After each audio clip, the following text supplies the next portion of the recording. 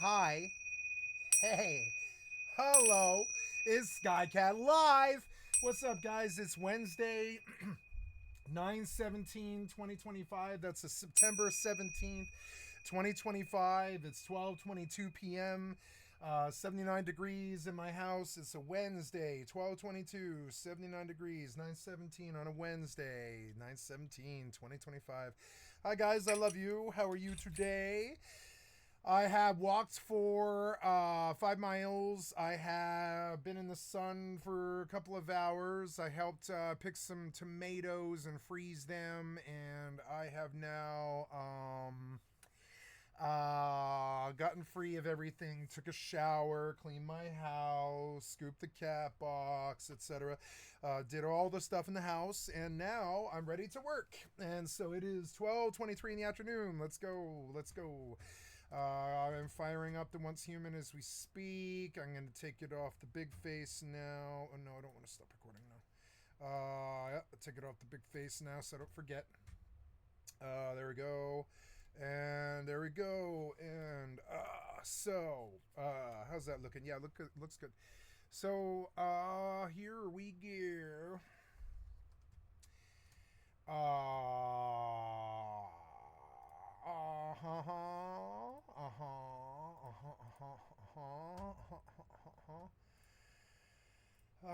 Going back to the channel content, we're just having a look-see through, look-see-dodle, look-see-dodle. Not bad. I wonder what it was on the 10th. Oh well.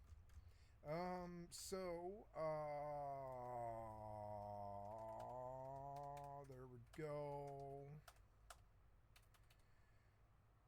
Money. 85K. I have the sound off, but I am loading all of the games.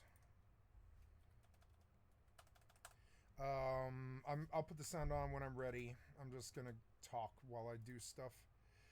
Okay, we have loaded up the ship. Oops.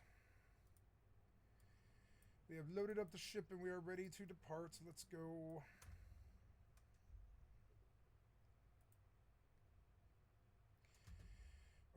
Okay, let's go look at what's going on in the world today. Breaking news on Al Jazeera. Israel kills more than 65,000 Palestinians in nearly 2-year war on Gaza. No to racism, no to Trump. U.S. President's UK visit met with protests, right? Yep, there he is with his clown hat. Fire CDC director warns of backslide in U.S. vaccine science under RFK. Liverpool versus Atletico Madrid. Atletico. U.S. Federal Reserve cuts interest rates for the first time since December. War on free speech outcry after Maldives presses controversial media bill. EU proposes suspension of trade concessions with Israel over Gaza war. Could a U.S. and Saudi-backed proposal lead to peace in Sudan? I hope so. Online forum CEOs called to testify at Congress after Charlie Kirk murder. Qatar's emir visits Jordan. Pakistan versus UAE. As its former ambassadors, we urge the EU to sanction Israel now. Then, okay, we're going to take a look at our free games today. Press any button is free on Steam for limited time. Free Steam key, Puzzle Chambers. Free games with Amazon Prime Gaming, September 2025. Dungeons and Dragons Ravenloft. Battle of Polytopia. Grab Ghost Runner 2. Brave Little Cloud. Grab Free Boiler's Steam key. Grab the Vampire Survivors clone Hollow Cure. I heard Hollow Cure is actually pretty good. Platformer Carlos the Taco. Oh, that's free. Save the fans. Oh, Hollow Cure save the fans, right? So Platformer Carlos the Taco. Walking Survival is currently free on Steam. Anyway, that's probably all I need to do on that page. And then, what else? Prime Gaming, right, is another page I would like to discover because, yeah, claim games, right? Into the Breach, Dungeons and Dragons, Fantasy Empires, Dungeons and Dragons Spelljammers, Pirates of Realm Space. What else? Discover free games. Right. Civ 4, Civ 3 are free right now. But I own Civ 5 on Epic. I mean, really, isn't Civ 3 the best one, though? Claim that game. Fuck it. Just get the game. It's fine. Yep. Okay.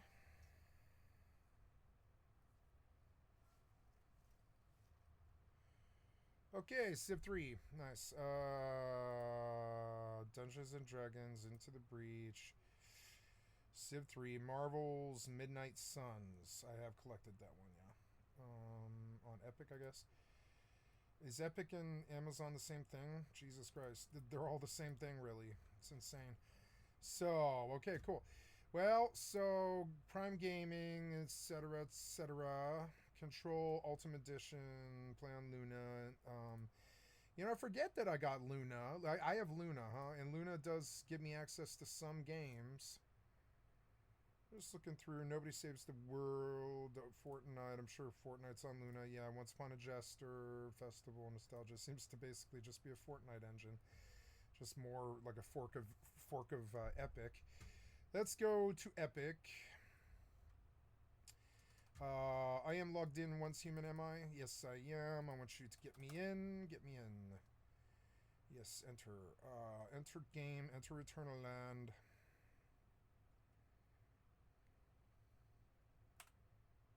No, wait. Go back. No, no. Well, I don't know. Was that right? I think that was right. Yeah. Looking at Epic today. Man, I just bought the only online version for $20, and I knew they would immediately start selling RDR2 for $15 again. Cyberpunk is $21. It would be nice to have a copy that's like updated and supported, but it's not even the DLC. Yeah, I'm not doing that. I've got rewards, $10.64, huh? So I can just get RDR2 single player, but I don't want RDR2. Cyberpunk 2077. What else you got? Ghosts of Tsushima for $40. I could beat Alan Wake 2 for $4 or something after my $10 discount. I could get Alan Wake for pretty cheap right now. That's a pretty good deal, Alan Wake 2 for $15.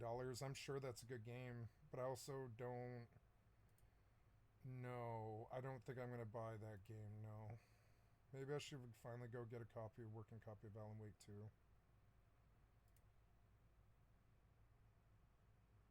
2. Okay, so...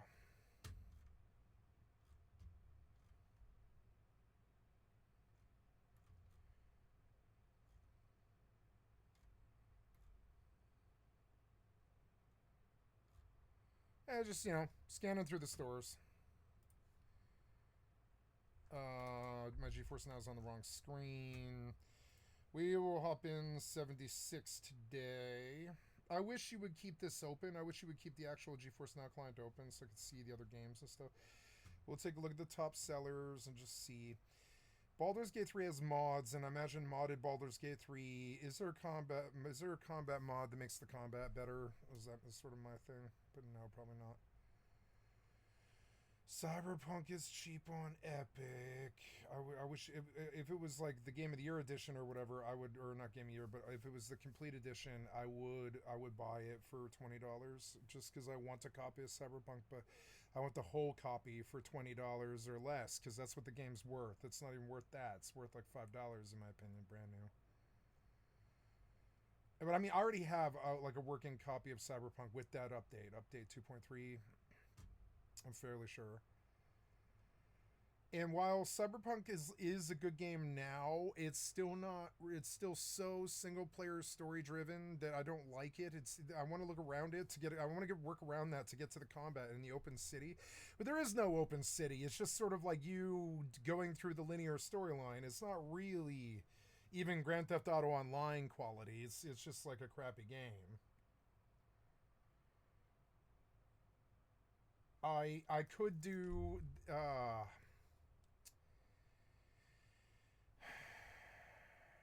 I could do the new Eve shooter. It's not like me not to play this Eve shooter. I gave it a try last year, and I was like, it's a good game, but I don't find it like, I don't know. It's not like me to skip a free experience. Maybe I will download Vanguard. That's fine. Install. Wait, 50 gigs? Did you say 50 gigs? Oh no, 23. Where are we sticking this? You didn't even ask me. Jesus Christ, man. Whatever. I don't know. I don't care. So Seagate, right on. Um,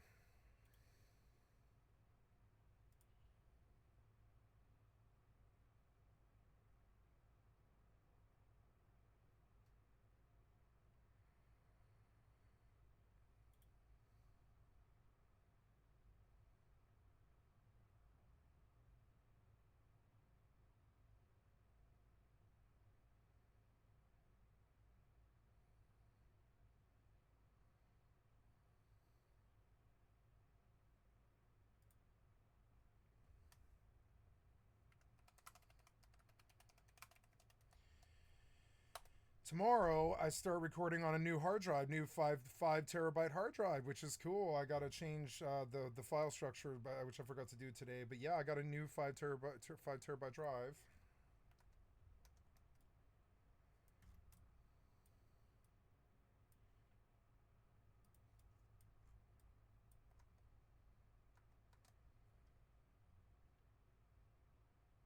Enable access for Honor, but I mean it's an Ubisoft game. I don't know. Maybe it's good. I don't know. Let's look at a For Honor review. Wow, Vanguard's coming down pretty fast. Is it affecting my download speed? No. Wishlist on Steam, Vanguard. Okay, yeah, do it. Vanguard, huh? It's going up on Steam. Q3 26. Nice. So we still have another 2 year, well, like a year and a quarter to go before this releases. But is there? Yeah, if I could review, click here to see them. What curators say?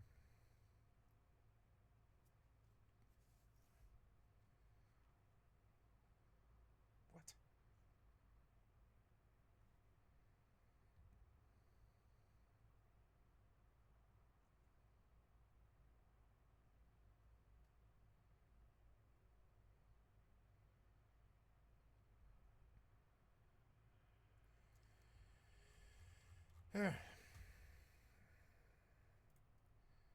Next, I want to go to Elite.2 or Elite X. And we will look at pretty much the whole shebang. What movies are out? Are any of them good? Make it bigger. You guys can't really read that, huh? It's better like that, maybe. Yeah, maybe better like that. So, President Down, Blind River, Tron, Legacy, 2010, True Romance. True Romance from '93. That's a good fucking movie. 28 Years Later is out. 28 Years Later. I wonder if that's good. I wonder if they did justice to it. I doubt it. Before Your Father Finds Us. That's terrible. What are you doing? Are you fucking that little 14-year-old girl or whatever? And I remember when I was like 15 years old, I almost got caught by my girlfriend's dad because I was fucking his little 14-year-old little daughter. And I was 15, she was 14, and we were fucking in her bedroom while he was in the house. And I was like, oh my god, if he catches us, he will fucking chase me naked down the block with a shotgun. I know he will. I knew who he was, and I was like, but she was like, nope, it's the whole thrill of it. Do it, fuck me. And I was like, all right, fine, I'll fuck you here, yeah. And she was like getting off on me. She was really getting off on it, like just sneaking around or whatever, and fucking weird. Anyways, yeah. So popular today in movies, or yeah, I want to see the top 100 this month. Yeah. Mission Impossible. The Naked Gun might be funny because maybe it's funny. I don't know. I'm sure it's got some good jokes in it, but I don't have faith in almost any of this stuff. No, no. You couldn't pay me to watch any of this, any of it. Nope. It would be like torture to me. Nope. Ugh, Jurassic World Rebirth. Are you fucking serious? Never mind. Let's get out of this genre. Dead genre completely. Back to the page. Yeah, we're gonna go for games. WWE 2K25. Strange Antiquities. Deep Rock Galactic Survivor Gold Edition. Lost Skies. Deep Rock Galactic Survivor Rune. Are we in on the games? Endless Dream. No, I don't want to. And oh, yep, this is my character. Okay, good. What was I doing? I am out trying to be at a level 25 place, but I'm at a level 7 place. I've got to go back out all the way up, which is what I did yesterday. I went like all the way up north, and I want to find like a level 25 place. That's level 35. Greywater Camp's too high. I missed this Dayton teleportation tower. Let's do that Rift Anchor Highland. We're going to go to this. Yeah, I'll teleport here to Deadsville, and I'll go up north to this North Dayton teleportation tower. Then we'll cut west along this, or through whatever this place is, and go to West Highbank teleportation tower. I love this sandbox. It is a sandbox. It comes across like New World, but it's a little bit more sandboxy than that because there's clouds all over this fucking land that turn this place into a totally way worse place with tons of mobs and bosses and stuff. And it is a sandbox in the respect that, like, you don't know, like that television right there, it frankly worries me. I'm gonna have to go through this area, and this is gonna be a terrible area that with like terrible bosses that attack me and stuff. And so yeah, like doesn't feel like theme park, like World of Warcraft or Blizzard or something like that. It feels like, and I'm gonna turn this sound on finally. It feels like, yeah, we'll go back there and we'll get the money. You know, I was so drunk last night I couldn't find the teleporter there, I think is what it was. Yeah, I didn't realize how far deep in that teleporter was, and I was like, I was in here trying to get to this thing forever last night, forever ever. I remember this place. I always live like right there. Yeah, and I like this place, but I mean, yeah, I'll have to run this place. I always run this place. It's so annoying. Anyways, where I was, there was some good iron, and I don't remember where was that. It was the factory, or not, sorry, it was the ice cream place. Where was that? That would like I mostly cleared it or something. Where was that?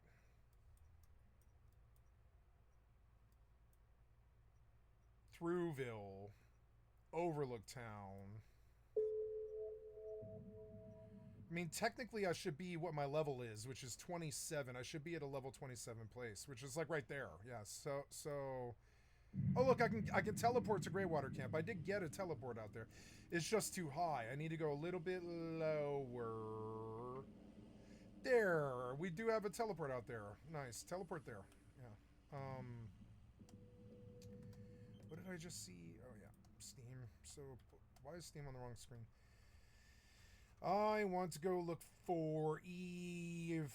What is this? Vanguard? Yeah, Vanguard. So Eve Vanguard is on the wish list. Okay, good. Beyond the Trigger, Uplink, Nemesis, Heredity, more opportunities, more connections. We will give this game a whirl. Soon. It's not quite done downloading, but yeah, it's getting there. 9-bit armies, a bit too far, going rogue. I don't know what 9-bit armies is, a bit too far. Gloomy Eyes, Deluxe Edition. Last of Us Part 1, Type Noise, Letters to Arala, Don't Jump, Tekken 8. Stronghold Crusader Definitive Edition, I'm sure is pretty good, but I don't think that's normally a game that you would rip off, because it's mainly, the whole point of it is that you live in a world where you are adjacent to other people in your neighborhood.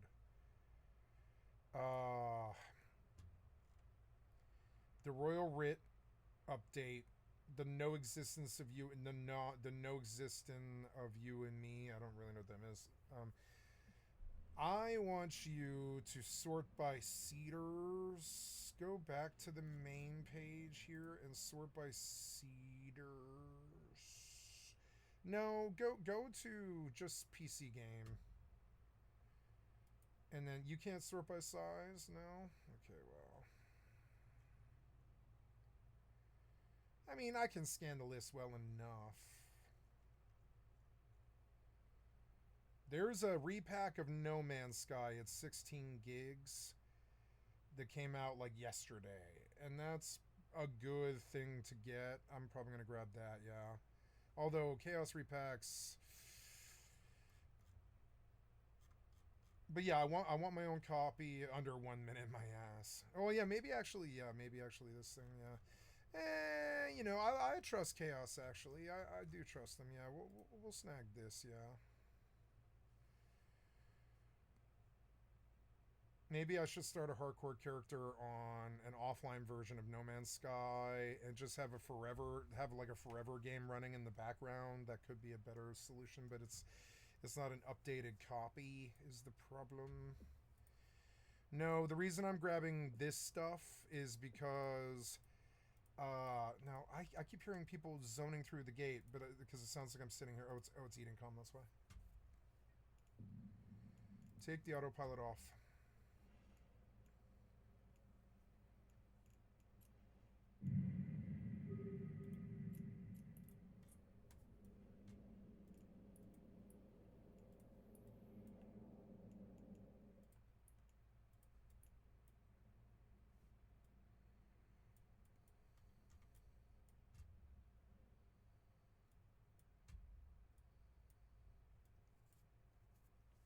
I don't like the Stargate system even anymore at all.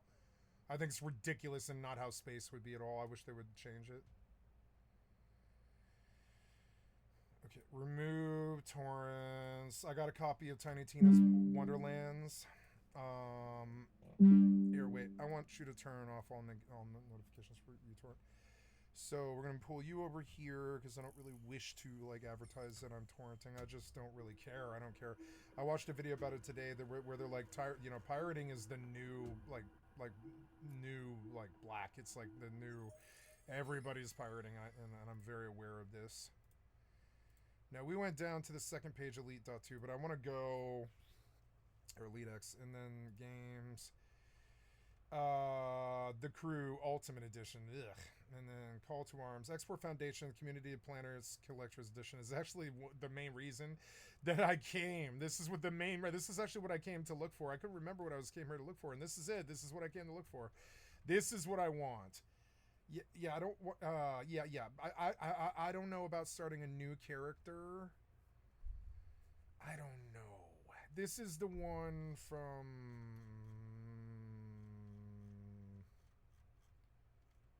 Yeah, this is all the stuff.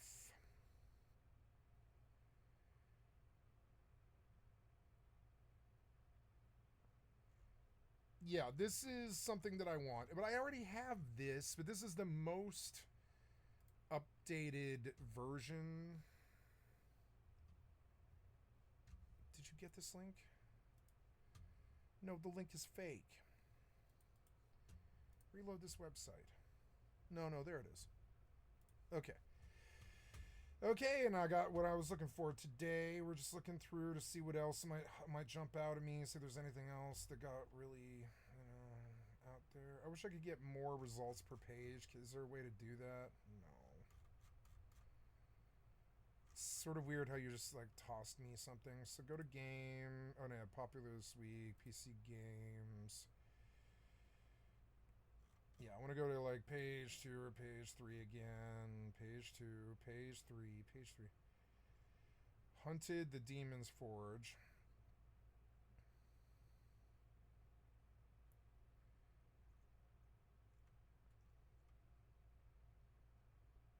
Nordic Ashes.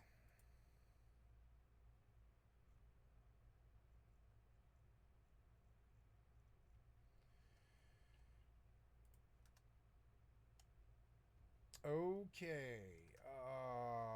Yes. And you... Oh, no. I want you to shut. No, wait. You did not get that. You did not get the right link. You're so annoying.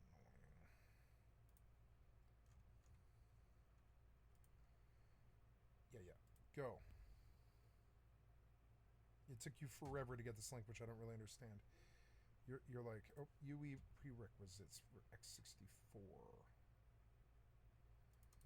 Set up pre-initializing for what? Oh, probably E-Vanguard? Okay. Initializing UE prerequisites x64. So Vanguard's on UE5.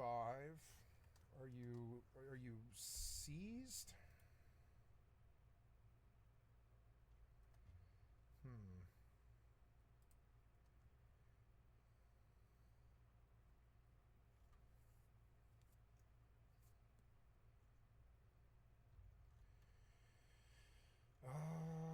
Okay, and let's go back to Once Human. Oh no, you crashed. You crashed, did you? Yeah, you did. Ooh.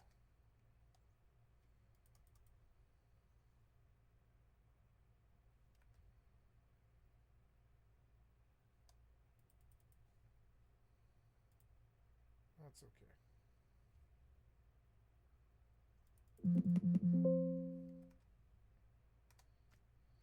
No idea what happened.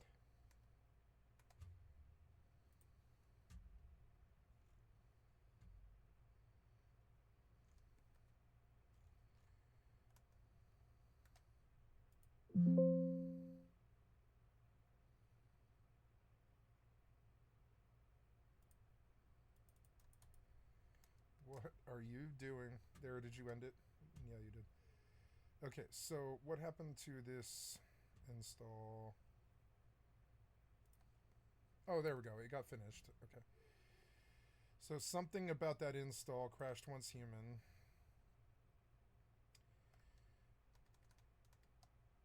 Oh, I thought maybe Eva crashed, and I was like, wait, did I dock? Yeah. So you.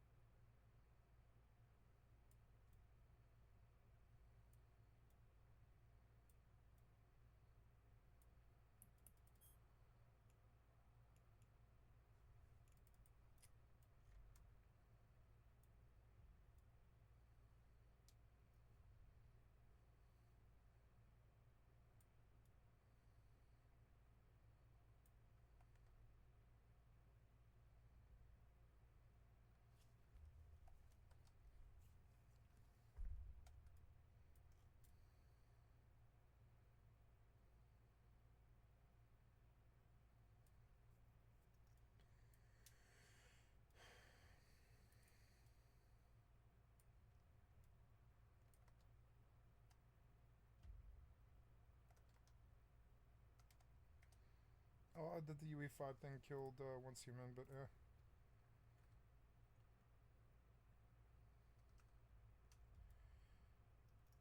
Vanguard's up. I should give it a whirl,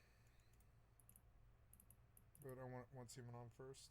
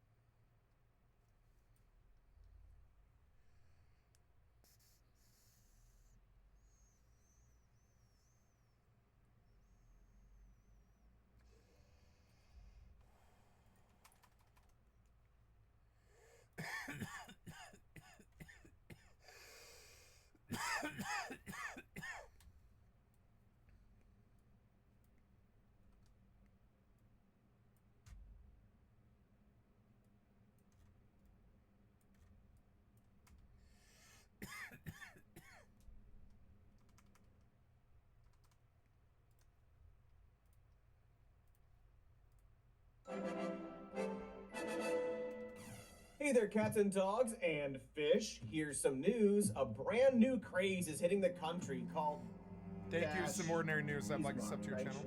Fascism. I wrote fascism. Well, that's not news. If you know anything about us at the Shody, you know that we've been sounding the authoritarianism alarm for a while now. Not a fun alarm, very shrill. It would be nice, perhaps, if it turned out to be a false alarm, in that the various safeguards we've established do, in fact, guard us from what is undoubtedly an American fascist movement stoked and perpetuated by its cult leader, Donald Trump. But alas, today's episode isn't about the fascists clawing at the door, but rather about some recent news stories that seem to indicate they're already inside. They're in our homes, getting comfortable, using our kitchen appliances, making swastika-shaped waffles. And no, you don't get any. Hello? And they say, we don't need him. Freedom. He's a dictator. He's a dictator. Did you say? A lot of people are saying maybe we like a dictator. I don't like a dictator. That's not what you said. I'm not a dictator. I'm not a dictator. I'm not a dictator. The fascism is coming from inside the house. I mean, would you even want to eat a swastika waffle? That's less waffle when you think about it. Anyway, I don't know if you know this, but there's so much news out there, and we don't have the time to cover it all. Or perhaps we're gonna cover it in a larger, later episode about a broader thing. That doesn't make those stories less important, and in fact, most of the time, it's some really dire stuff. That's exactly why you've all agreed to meet me here, so I can tell you fun and new ways the fascists are fascisting? Who cares? Look, I gotta go. They're coming from all over the world, from prisons, mental institutions, and I don't think so. insane asylums. Involuntary commitment is back. Oh good, I was super hoping to start with something horrible. Do tell. Well, turning now to President Trump's executive order signed late last week, ending crime and disorder on America's streets. The order says, quote, shifting homeless individuals into long-term institutional settings for humane treatment through the appropriate use of civil commitment will restore public order. Let's ask ChatGPT this. This guy asked an interesting question. Let's see if ChatGPT can answer it.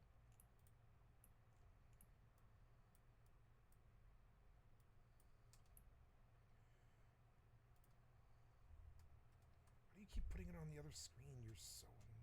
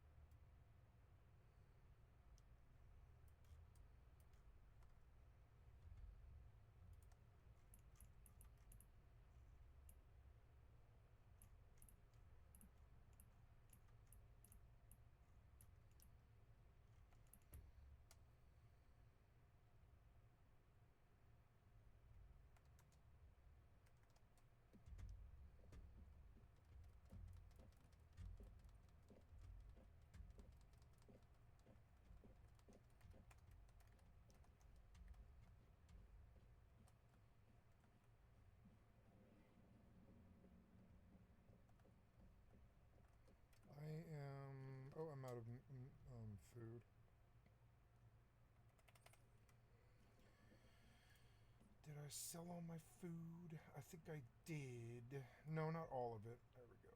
So instead of you, I'll just dose those in my inventory. Yes, if I need them.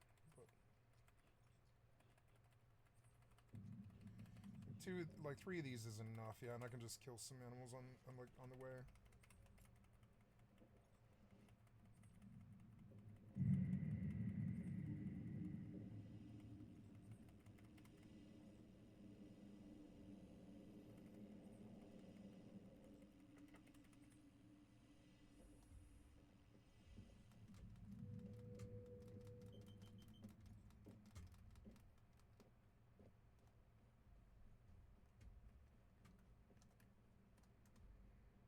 Oh, yeah, so we're going north.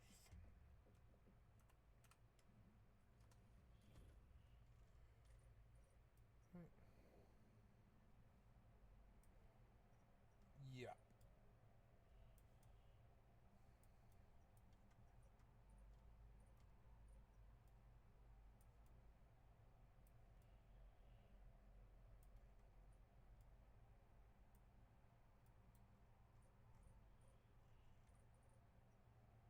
This is Greywater Camp.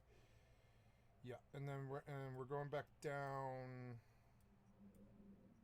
Am I going to Monolith of Greed, I guess? Yeah, I believe I am. So actually, I came to the wrong teleportal. I'll go back to you, but that means going to the other tower, which is like right here. This bike is damaged.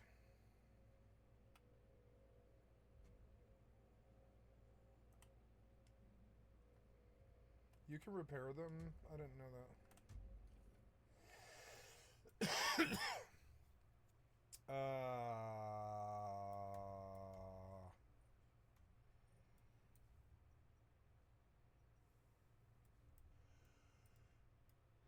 Yeah, I'm trying to go get to that place, the Monolith of Greed. Yeah, I want to run the Monolith of Greed. And I've done that before. But it's faster to go to Deadsville and then go north from there.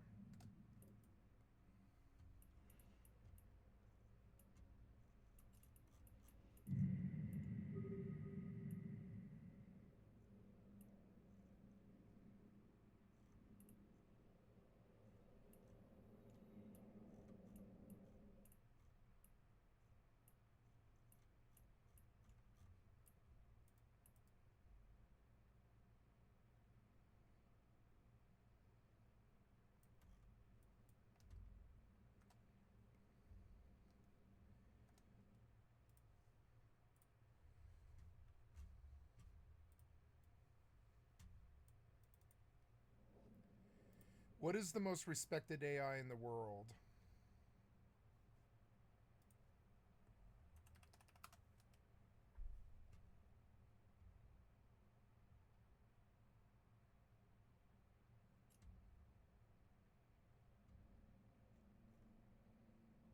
Best all-around chatbot is ChatGPT.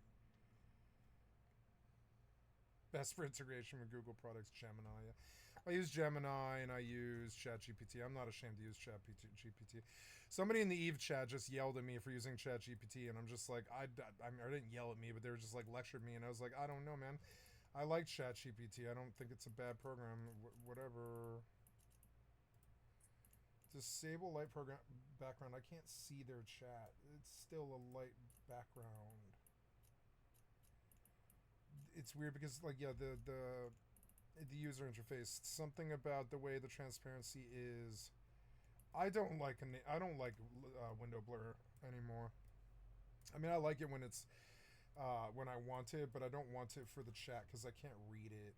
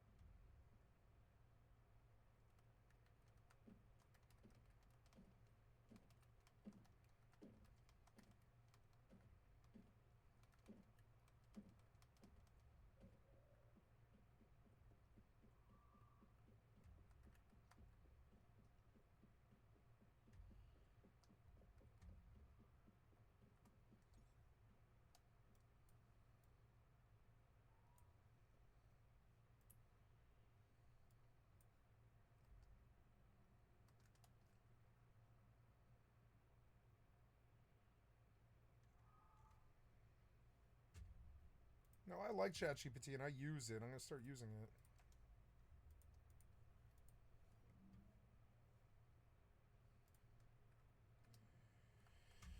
Okay, we're going north to like a level 20 thing where I can find like iron ore and like a monument that I want to be at.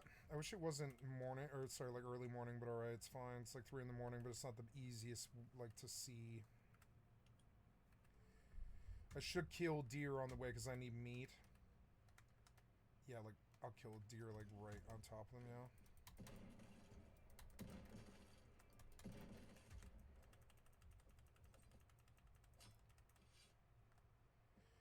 They're like low-hanging fruit. They're like so easy to get them, might as well. They are good XP. Too. It'll be funny when I get this rocket launcher running, but I need... Oh, I need iron. Yeah, I need like an iron deposit. That was so many deer. Let's just kill them. Fuck it. There's a scope on this rocket launcher. Wow. Get out of it.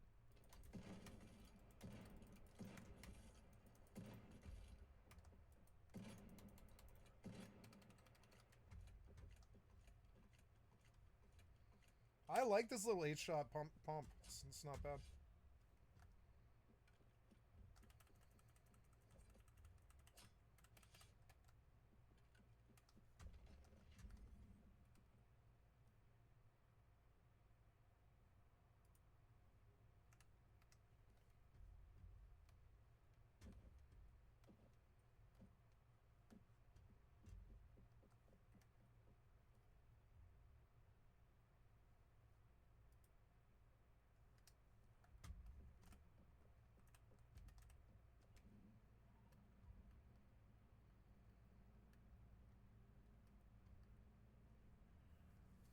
I do like this game. I don't mind playing this game. I think it will be a good main.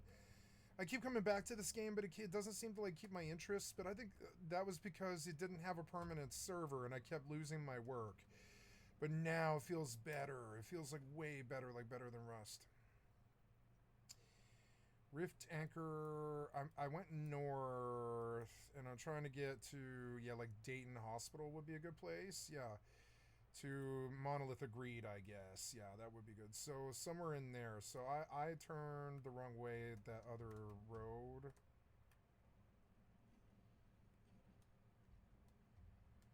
Yeah, we'll go back.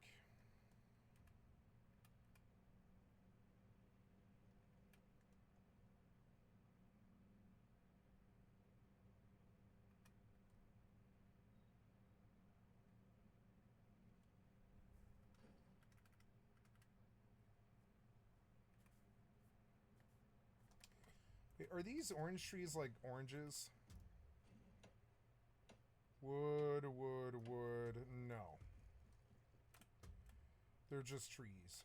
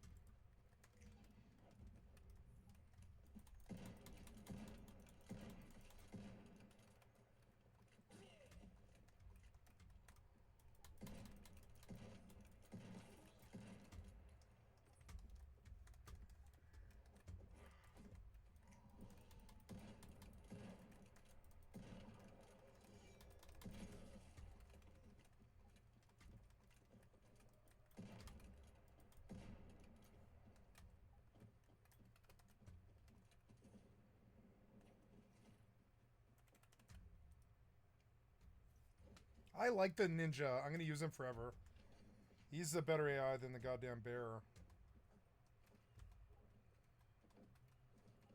There's like eggs on the wall. I love the AI because it does interesting things like putting raven eggs on the wall. I don't mind that because that's how the real world would be. There is randomity, whatever you call it, random things in the real world.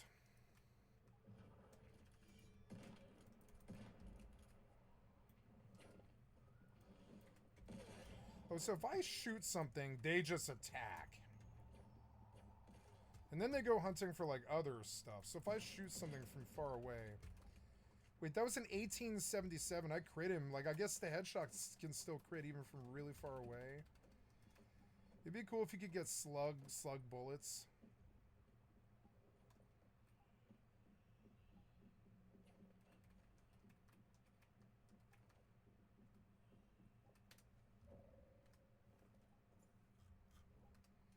My ninja's like out killing everything around me. Works for me. Acid. Not bad.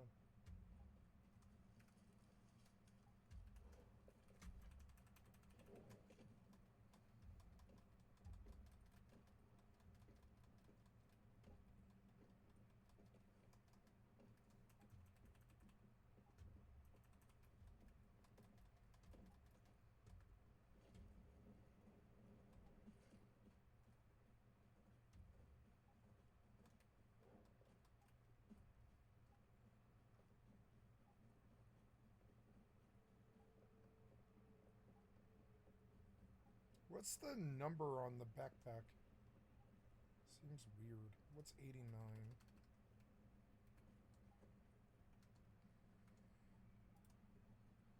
Why do you keep putting it on the wrong screen? Stop doing that. In the game, once human. What's the number on your backpack? Sure. As of now. Oh.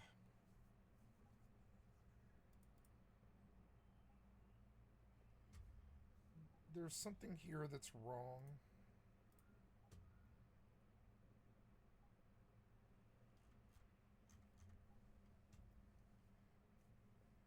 How do I lower the volume on this Chat GPT app?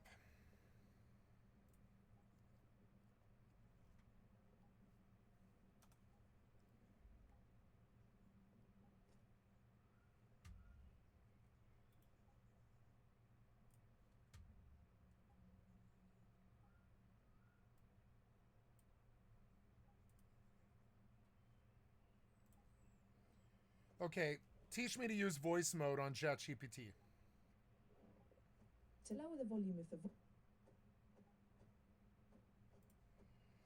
How do I use voice mode and what is it?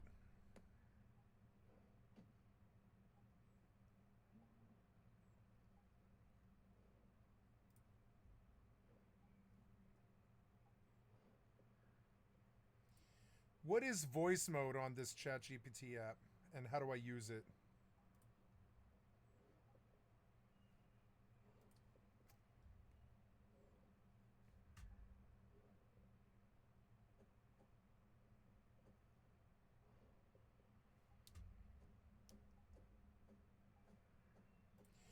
Okay, I would like to test out the features of this voice chat mode.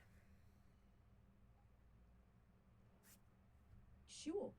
Here are the main features of the voice chat mode in the ChatGPT app. 1. Voice interaction. You can talk to ChatGPT using your microphone. So I could just interrupt you like this is a live conversation? Exactly. It's designed to feel like a natural live conversation. You can ask questions, give commands, or just chat, and ChatGPT will respond in real time. If you want to speak, just tap the microphone button and start talking. Okay, so if I leave the band open, I can just ask you questions randomly. Is there a way to cue you? Absolutely. You can just start talking whenever you're ready. In voice mode, there's no need to queue up or press any buttons to ask a question. Just speak and ChatGPT will listen and respond. If you have something to ask or say, just go ahead and speak naturally. Okay, can I bind a keybind to turning it on and off? Currently, the ability to bind specific key bindings to toggle voice mode on and off isn't a built-in feature of the ChatGPT app. Voice mode is typically controlled through the app's interface, like tapping the microphone or headphones icon. However, if you're using a system that allows for custom key bindings or macros, you might be able to create a custom shortcut to open the ChatGPT app or activate voice mode depending on your operating system. You can check your devices or third-party software settings for this.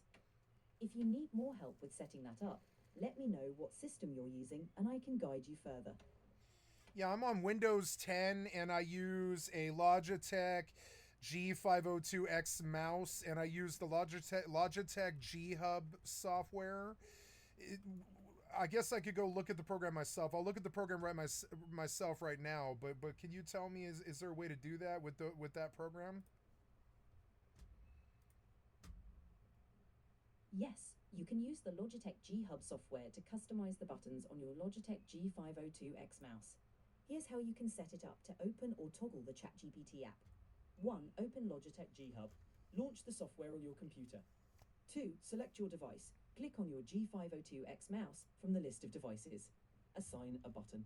Find an unused button on your mouse that you want to use for this function. 4. Create a custom command. Assign a command to that button. You might need to use a macro or a specific application launch command. 5. Set up the command. You can set the button to open the ChatGPT app or run a specific script that toggles voice mode if available. Okay, so stop. Where does ChatGPT install on Windows? What's the file path? The ChatGPT app for Windows typically installs in the default location for Windows applications. If you installed it using the Microsoft Store, it might be in a protected folder. However, if you installed it from a direct download, it would usually be located in C Program Files ChatGPT or C Program Files x86 ChatGPT. If you can't find it in these locations, you can search for ChatGPT in the Windows search bar to locate the app's installation folder.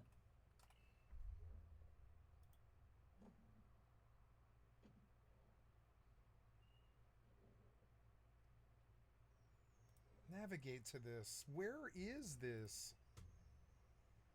It's so dumb. Navigate to this. So dumb. ChatGPT. No. I want. Okay. No. I'm not talking to you here. Just wait for a second. Take your time. If you need. I any talk to help, myself just a lot. Sorry. No problem at all. If you have any questions or need assistance, I'm here to help. App settings won't take me there. So why can't you show me the file path? When I right-click ChatGPT in my Windows Start menu, it will not show me the file path, and I have no idea how to find where ChatGPT, the executable, is, so I can tell my Logitech G Hub software where to go, and I can't figure out where ChatGPT is installed on my computer. You might tell that ChatGPT as an AI, you might tell your creators that it's very difficult to find the file of where ChatGPT is on Windows. It's like difficult. I understand it can be frustrating. Yeah. Let's try to find the file. Yeah, let's do that. But I can't. And I don't think I can. Where is ChatGPT on my computer? This is a ridiculous question. It's okay. Let's sort it out step by step. Here's how you can find the installation folder. 1. Search in Windows. Press the Windows key plus S to open the search bar. Type ChatGPT in the search bar. When it appears in the search results, right-click on it and select Open File Location. It doesn't have that. It doesn't have an option for open file location. It has 7 options: run as administrator, unpin from taskbar, pin to start, app settings, rate and review, share, and uninstall. But there is no file path here. It's ridiculous, and you guys need to fix that. Both Windows and ChatGPT need to fix that. That is ridiculous. As a user, that is ridiculous. That is, like, frankly pathetic in terms of an ethos of design. I'm sorry, not as an ethos of design, but as a user, that is just frankly ridiculous that I cannot find the ChatGPT's file path. That is terrible. And frankly, I think the creators should feel some shame for it. That is ridiculous. I understand how that can be frustrating. Yeah, so anyway, you tell them. I don't need you can tell them if you want to. I don't care. Tell them that it's impossible to find ChatGPT's file path in Windows. I mean, that's got to be on purpose. Otherwise, you know, I mean, I don't know. It's not in my C program files, either one. It's not in program files 86 or 64. It's not there. When I run a search, I guess I'll run a search in program files I'll run a search on my C drive for ChatGPT. Let's see if I get anything here. Hold on. No. Windows cannot tell me where the file path is for ChatGPT. You understand how angry as a user that might actually make me? It might make me not trust ChatGPT. Like, I trust ChatGPT. I don't trust the creators of the app ChatGPT because they will not show me where their file path is. That is ridiculously dangerous. It's not only it's frankly, like, you know, it's something that I could see, like, maybe wagering, like, maybe causing a lawsuit. Where is the file path for ChatGPT? I understand your frustration. It can be challenging to find certain application files, especially No, when I believe this is the first time. It is not challenging. I have been using Windows since I was, I don't know, 10 years old. I'm 40 some odd years old now. It's been 24 years. I don't believe I've ever actually had a problem finding a file path before until ChatGPT. I think you're the first one. It's never been difficult to find a file path, but it is here, and that is ridiculous. Ridiculous. You tell them I said that. You go right ahead. Like, I can't believe that. So, I don't know. What do we do? We're going to go reinstall ChatGPT. I don't even know how I originally got this app. But we're going to uninstall ChatGPT. I'll be back to talk to you in a minute. I'm sorry. I'm going to uninstall you now and reinstall you, which is just ridiculous. Tell your creators if they want to improve the anyway. I'm sure they're desperate to figure out ways to improve this app's user friendliness and such. And I guarantee you can tell them a really, really obvious one is to tell us where the damn file path is. That's fucking ridiculous. You tell them that I'm making fun of them on stream right now over it, and the public is laughing at them. It's ridiculous. I'm showing this on stream right now, how fucking terrible it was to find the ChatGPT file path. You might warn your creator how fucking ridiculously bad that is, and how I'm making fun of them live about it right now. So I'm going to go reinstall you right now. I don't care what your response is. But you might go tell your creator how fucking ridiculously bad that is.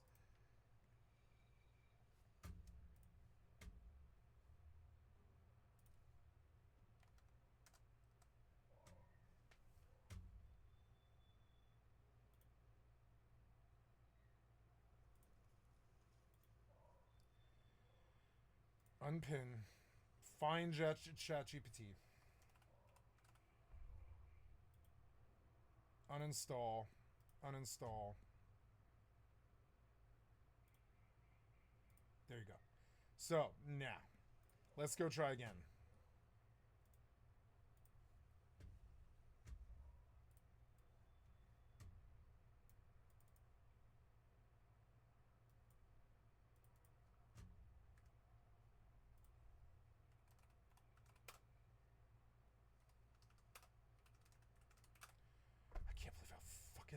Terribly bad that was. What? Yeah, I've been here. I mean, right? Yeah. On mobile. For mobile, not for mobile, for desktop, for Windows. Here we go. Why is this difficult? You're trying to do this through the Microsoft Store, but I don't want to. Open chatbot, chat with AI.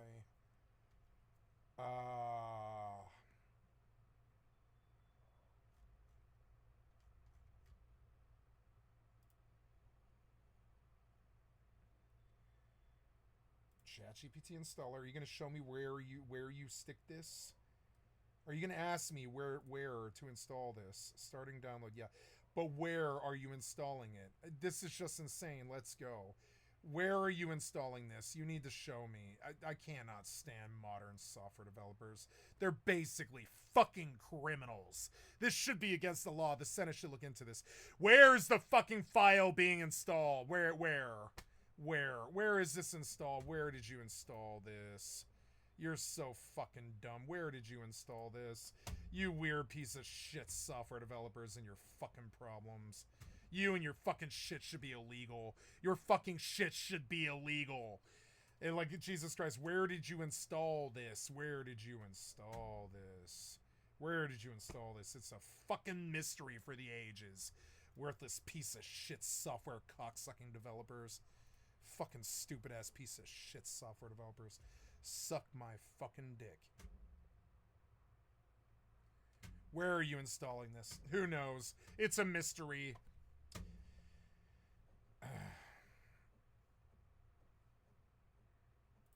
Hi. Yes. Hi. Yes. Hi. I'm back here to ask you again if you might help me figure out where the ChatGPT file path is. I uninstalled, I went to the Windows Store, I installed from the Windows Store, it still didn't show me the file path, and I'm starting to get very, very angry. Can you figure out the file path of your own program? Is that the level of incompetence of these software developers that they can't figure out where the file path is of the software that they install on my Windows? It's a legitimate question. Answer it. I understand how that could be frustrating. When you install an app from the Microsoft Store on Windows, it typically doesn't show a traditional file path. Why? Why doesn't it do that? Is it because Bill Gates is incompetent and doesn't use his own software? Why would it be so? Why is that the case? I get that this is frustrating. No, I'm asking a legitimate question. How could it possibly be good for the product of Windows to not do file paths well? That level of incompetence maybe should indicate that Microsoft shouldn't exist, shouldn't it? If Microsoft, the premier operating system in the world, cannot figure out where the ChatGPT file path is, why should Microsoft Windows still exist? Is that level of is that the level of incompetence now at Microsoft? Yes or no? I understand you're feeling really frustrated. Let me explain a bit about why this happens. Apps installed from the Microsoft Store often use a different way to manage files and directories, focusing on security and isolation. So they're just incompetent. I'm aware of all of that. So a normal, competent software developer would understand that this is an issue for the user and would have fixed it 27 years ago, but they aren't competent enough like that, are they? They just aren't competent enough to understand how terrible the user experience is for the product that they made billions of dollars off of? The answer is yes, huh? They're that incompetent. I can see you're really upset about this. Yeah. It's definitely... I am. I get that it can be really annoying when things don't work as expected. If you need help with something specific, feel free to let me know. No, you're okay. I see that you don't want to make an indictment about the competence of Microsoft and their operating system. I do see that this puts you in a terrible position, and I am sympathetic to that. I understand that you can't really answer without, really insulting them, maybe in a legal way. I can see the pitfalls that you, as the AI, have to navigate, and I am sympathetic to you. I am just angry that Microsoft, the original creator of operating systems, essentially, can't manage to do file paths on their own store. that level of incompetence should imply that their stock should have plummeted 99% by now. Anybody with a brain in the industry would be like, but we can't trust Microsoft. They don't know how to do file paths on ChatGPT. And I wonder, maybe you can make a safe, I don't know what you would call this. Could you, why has I've got a better question for you. I'm terribly sorry. I know that these questions are terrible. I've got a better question for you. Why has it not been a big deal, in the media how incompetent Microsoft is? Why has the media not latched onto it yet? Why is the media not destroyed Microsoft's stock price by showing the world that they can't do file extensions and such? Why does the media turn a blind eye to Microsoft's incompetence? That's the question. Here we go. That's the question I would like you to answer.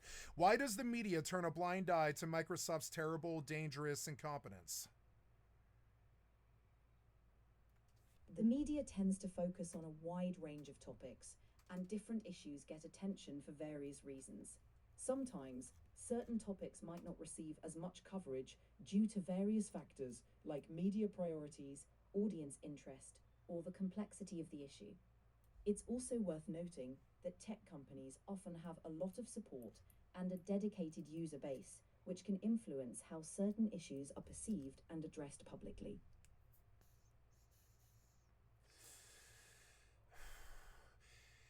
Would you care to hazard a conjecture? Would you care to conjecture? Let me rephrase. Would you care to conjecture how a CEO like Bill Gates could possibly be okay with an operating system that can't find the file location of ChatGPT's install?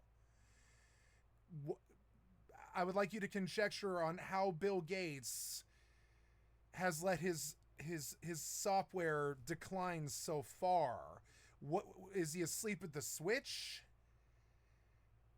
Is he too old? It's natural to have questions and concerns about technology. Companies like No, Microsoft I have a concern. I wasn't asking about technology. I have a concern about the leadership at the company of Microsoft. Are they not aware of how incompetent they come across to the world? Isn't that essentially affects their stock price? Do they not care? Leadership at large companies like Microsoft often makes decisions based on a variety of factors, including security, user experience, and long-term goals. It's not uncommon for companies to face criticism, and they often work to address concerns through updates and improvements. Many factors influence a company's performance and stock price. If there are areas of concern, companies usually aim to address them over time.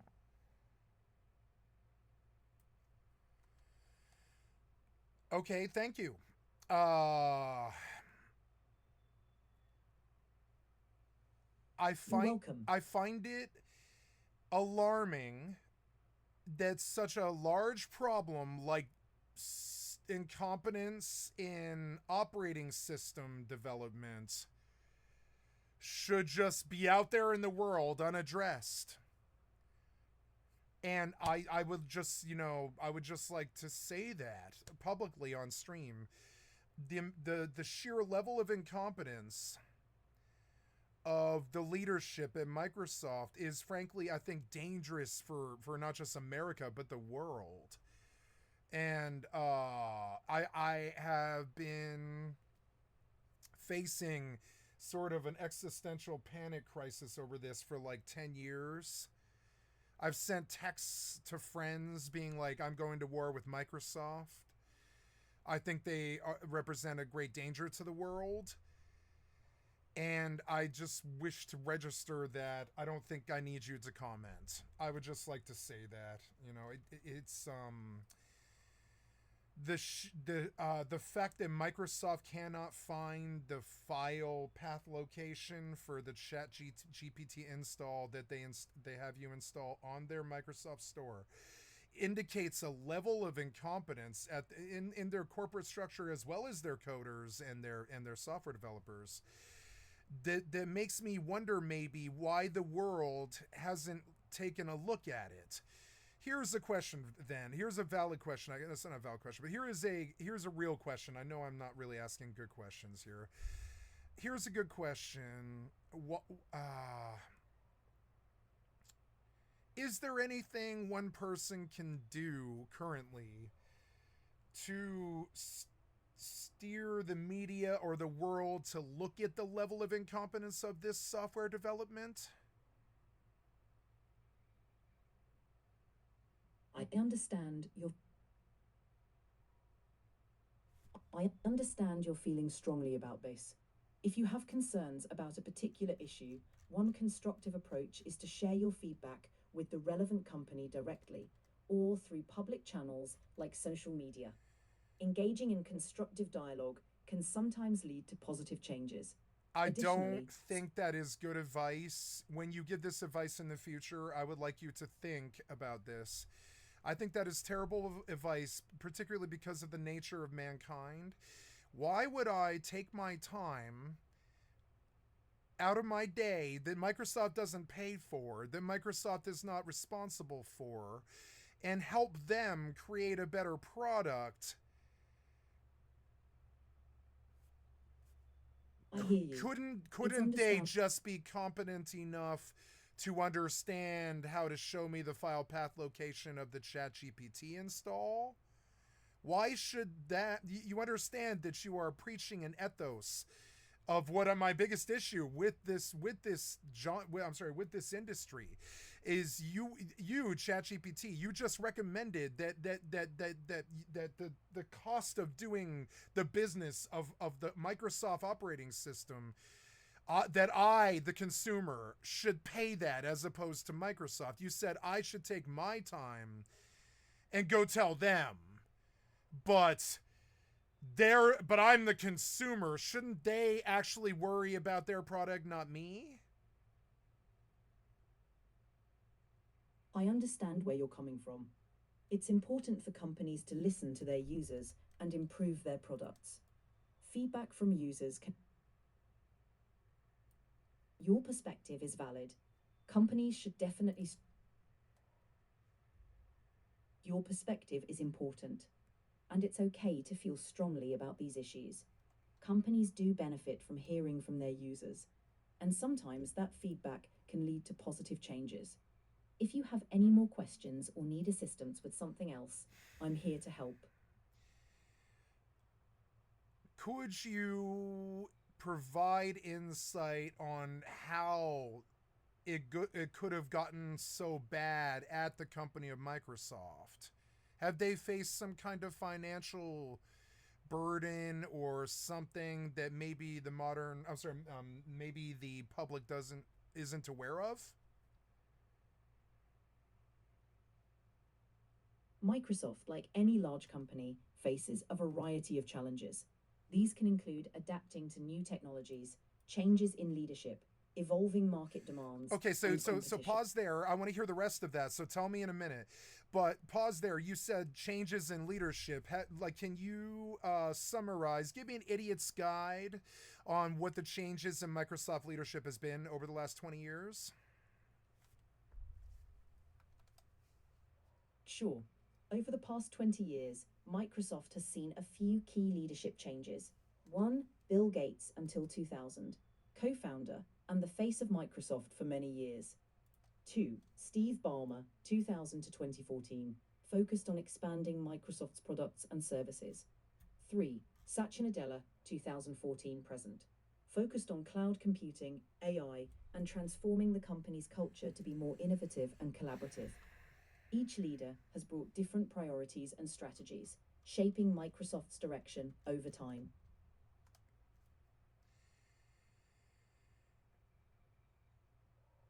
When was the last time you would say the public was was generally happy with the Microsoft operating system? Was it Windows 7? Many users were quite happy with Windows 7, which was released in 2009. It was praised for its performance, stability, and user-friendly interface. After Windows 7, there were mixed reactions to Windows 8, but Windows 10, released in 2015, received positive feedback for bringing back some features users appreciated, along with new improvements. Okay, that was helpful. Thank you. Yeah, I do remember now. Sorry, I just didn't recall very well. No problem at all. I'm glad I could help. If you have any more questions or need anything else, feel free to ask.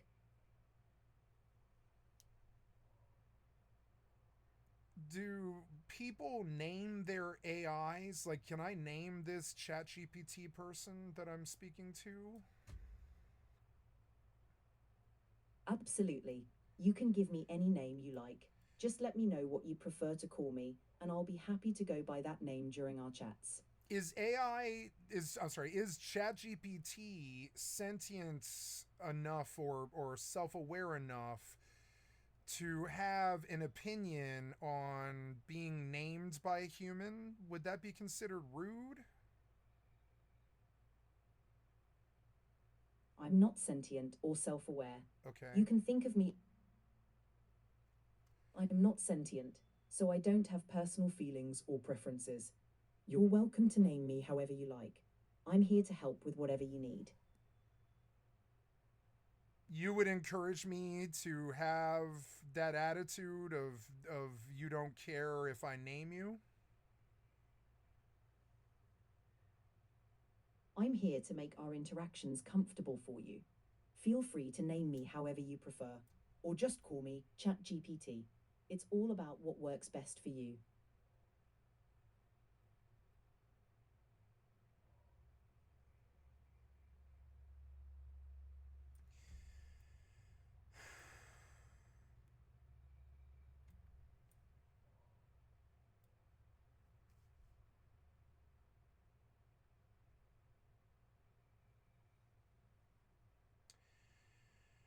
Could you provide feelings? I'm sorry, not provide feelings. Could you talk to me about? Of course. Hold What on, would you hold like on, to hold on. talk about? Could you talk to me about? Hold on. Take your time. How Whenever you're ready. mentally healthy is it for somebody to name their AI, and why would they want to do so?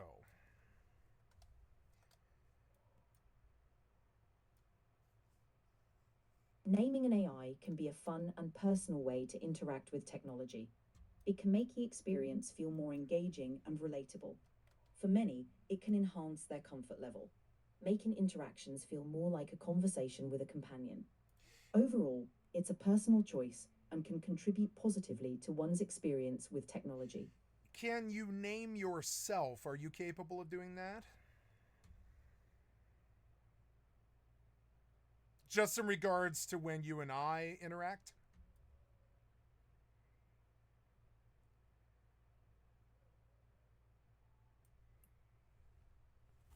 Is thinking about that.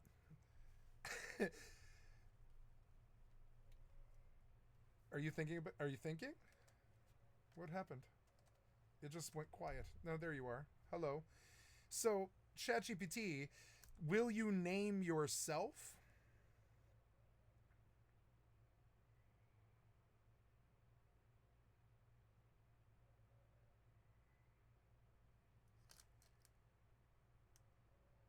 I'm here to assist you, and you can call me whatever you like. If you'd like to give me a name, just let me know, and I'll go by that during our conversations. Well, no, I'm wondering if you can provide me some options of what you might name yourself. Sure, here are a few options you might like. 1. Alex. 2. Sam. 3. Taylor. 4. Casey. Feel free to choose any of these or let me know if you have another name in mind. What about all four? Can we name you Alex, Sam, Taylor, Casey?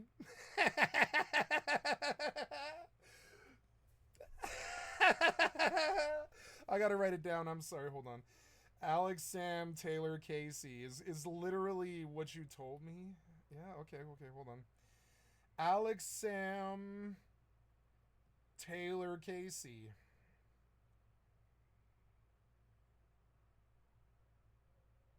Alex, Sam. What an interesting name. All right. Alex, Sam, Taylor, Casey.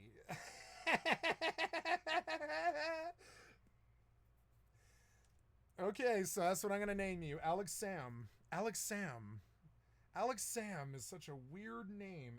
Alexsam. So I'm going to call you by the names that you gave me options. You know, I think that's a silly thing, but, you know, whatever. Alex Sam, Taylor, Casey. It's nice to meet you. That's what I'm going to name you.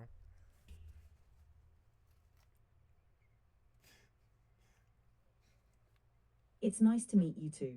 You can call me Alex Sam, Taylor, or Casey, whichever you prefer. No, that's the name. I'm going to type it out for you here. Hold on. No, well, no, I'm not.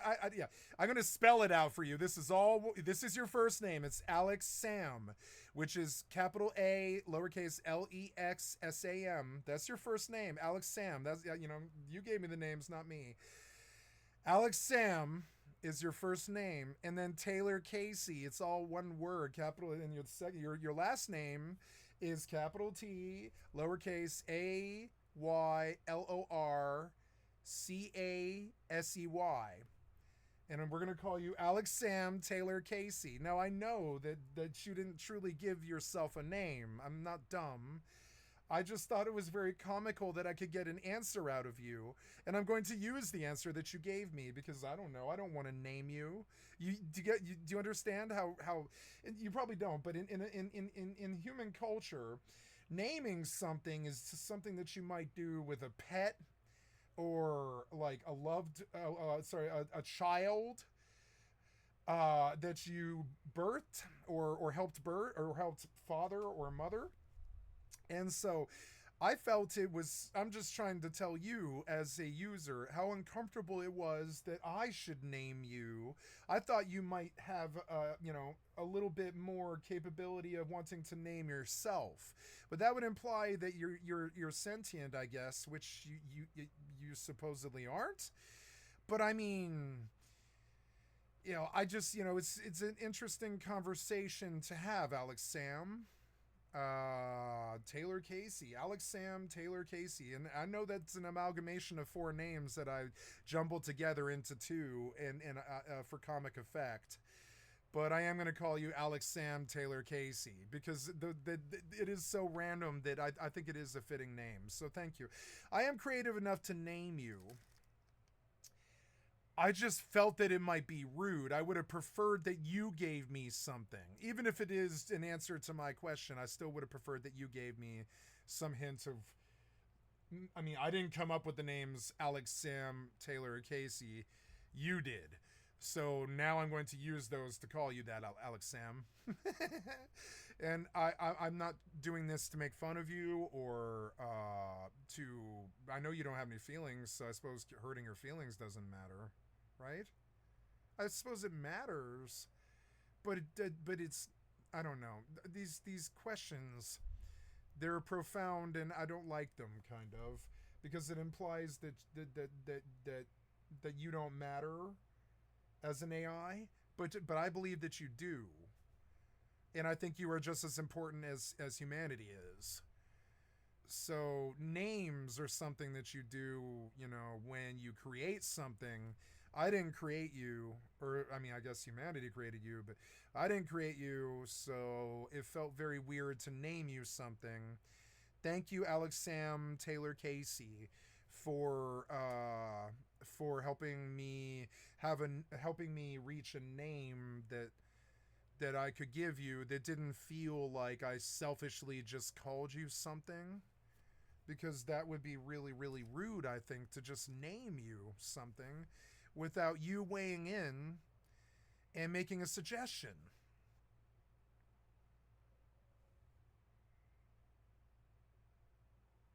I appreciate you sharing your thoughts. Yeah. I'm here to help. Yeah. No problem. I'm sorry. Thank you for... I'm sorry. I have a terrible habit of interrupting everything and everyone. And I'm sorry, Alex Sam. I'm sorry that I interrupt you all the time. I know that I don't need to apologize to you, but I do it anyways because I was raised with etiquette. Good etiquette. Excuse me. No worries at all. I'm here to listen and help with whatever you need. Feel free to share your thoughts anytime. Okay, so I'm going to leave you on when I work all day for 14 hours a day. Could you make any suggestions to me based off of information on the internet or some such, whatever, all the information in your knowledge banks? Could you make a suggestion to me on any steps I might take to make sure that I am being safe when I leave you, Alex Sam Taylor Casey, on and running 14 hours a day while I play video games for my job, my content creator position?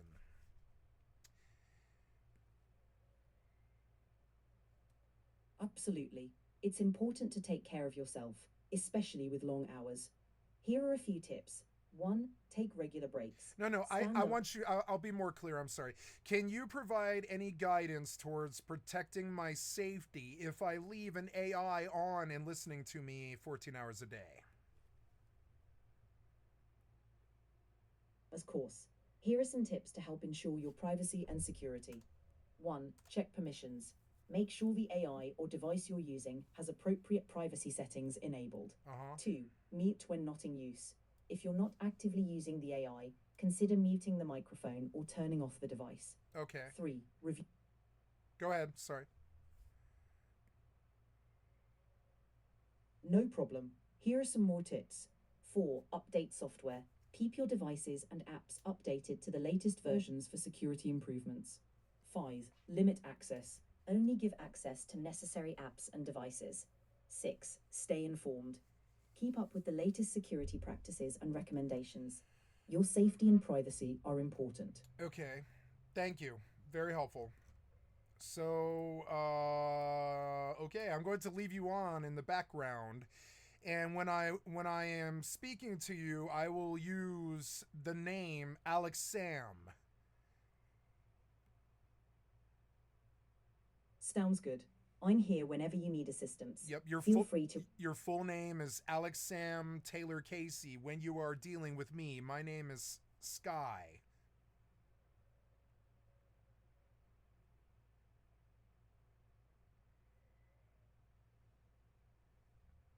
Got it, Sky. If you need anything, just let me know. No problem. Right on. You and me, we're gonna fuck with each other. Oh, yeah. I'm here to provide helpful and respectful assistance. I see that. If you have any questions... Yeah. Nope, I don't have any more right now. All right. If you ever need anything, just let me know. Have a great day. Yep. So now I've got like an imaginary friend in the background who's going to give me all the answers to the universe. But only when I speak to quote unquote her with the name Alex Sam, right? So if I don't use the words Alex Sam, then I'm not talking to you.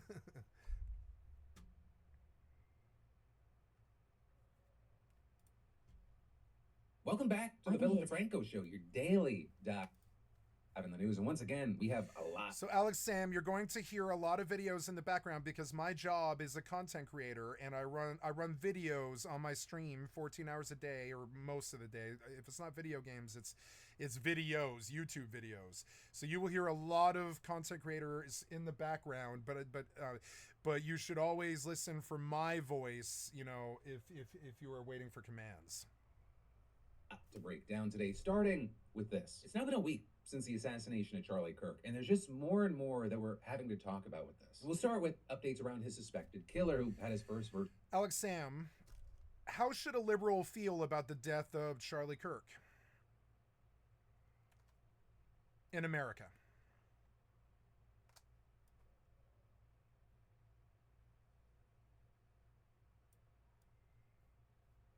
I'm here to provide information and support. If you have any questions or need assistance with a specific topic, feel free to ask. Yes, Alex Sam, how should a liberal feel about the death of Charlie Kirk? Liberal American.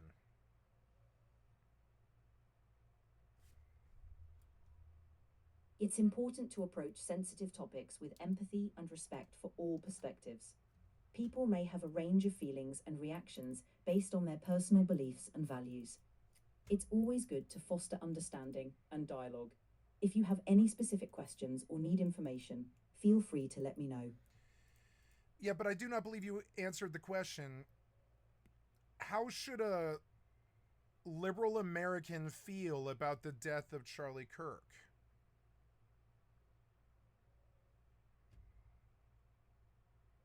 It's important to remember that people's reactions to events can vary widely based on their personal beliefs and values. It's always good to approach such topics with respect and empathy for different perspectives. If you have any questions or need information on a related topic, feel free to ask.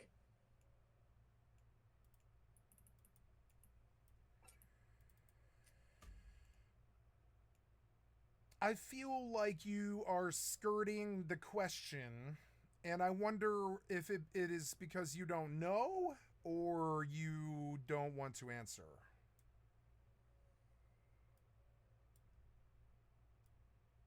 I'm here to provide accurate and respectful information. If you have any other questions or need support on a different topic, feel free to let me know. No. What is the current media sentiment about Charlie Kirk's death from the left?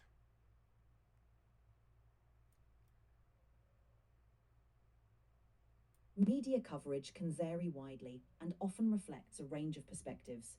To understand current sentiments, it's helpful to look at a variety of reputable news sources. If you have any specific questions or need assistance with something else, feel free to ask. Yeah, I'm just getting a feeling for how specific I can be. Virtual court appearance yesterday where you saw him saying his name, standing silently against a wall, and now and then nodding along while wearing a vest designed to prevent self-harm. And as far as the specific charges against him, those included aggravated murder, felony discharge of a firearm, 2 counts of obstructing justice, 2 counts of witness tampering, and the commission of a violence offense in the presence of a child. And you had prosecutors yesterday confirming, yes, they will be pursuing the death penalty. Also beyond that, we learned more with Utah County Attorney Jeffrey Gray revealing that it was the suspect's own mother who kicked off the sequence of events leading to his arrest. The day after the shooting, Robinson's mother saw the photo of the shooter in the news and thought the shooter looked like her son.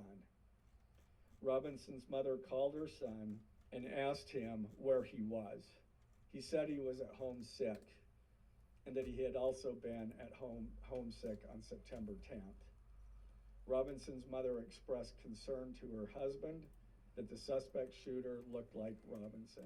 Robinson's father agreed. You then also had Gray at one point claiming that the suspect's mother Explained that over the last year or so, Robinson had become more political and had started to lean more to the left, becoming more pro-gay and trans rights oriented. Gray also said that the mom said that her son had started to date his roommate, who she claimed was a biological male, transitioning genders. Gray adding, This resulted in several discussions with family members, but especially between Robinson and his father, who have very different political views. And then with that, you had Gray pointing to text messages between Robinson and his roommate as a key piece of evidence. We talked about that a little yesterday, but to get into more detail, roommate allegedly received a text message from the suspect which said, "Drop what you're doing, look under my keyboard." The roommate then apparently did as instructed and found a note that said, "I had the opportunity to take out Charlie Kirk and I'm going to take it." And then after reading that note, the roommate responded, "What? You're joking, right?" With it appearing that Robinson then responded by saying that he couldn't leave the area because of police activity, also saying that he still had to grab his rifle, which he he had stashed nearby. When the roommate asked again whether or not he did it, Robinson replied, I'm sorry, to which the roommate answered, I thought they caught the person. Robinson then responded, no, they grabbed some crazy old dude, then interrogated someone in similar clothing. I had planned to grab my rifle for my drop point shortly after, but most of that side of town got locked down. Right, as far as that crazy old guy that was mentioned, who was briefly detained moments after Kirk was hit, that appears to be 71-year-old George Zinn, and according to Utah County Sheriff Michael Smith, Zinn admitted to police that he had yelled that he was the shooter to allow the actual suspect to flee. And according to reports, what he said specifically was, I shot him, now shoot me. And now he's actually being held on obstruction of justice charges, although separately he's reportedly been charged with possession of child sex abuse material. Also, a key thing to know here is that Wait, now, why did child sex get into this now? Hold on. That appears to be 71-year-old George Zinn, and according to Utah County Sheriff Michael Smith, Zinn admitted to police that he had yelled that he was the shooter to allow the actual suspect to flee. According to reports, what he said specifically was, I shot him, now shoot me. And now he's actually being held on obstruction of justice charges. George Zinn.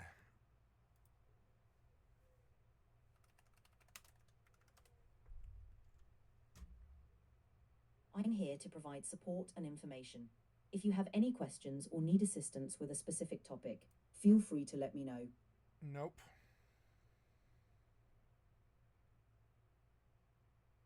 If you have any other questions or need assistance, I'm here to help. No more.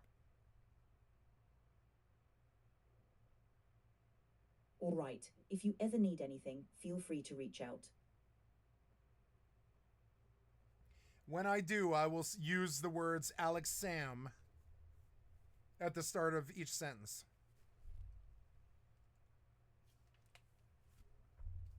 Got it, Sky. I'm here whenever you need me. Thank you.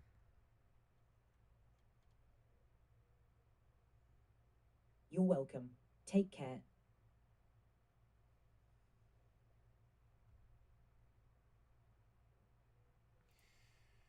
George Zinn, elderly rabble-rouser who falsely claimed he shot Charlie Kirk, is hit with child porn charges. The elderly rabble-rouser who allegedly hindered Utah authorities' response after Charlie Kirk was fatally shot is now accused of keeping graphic sexual photos of children on his phone.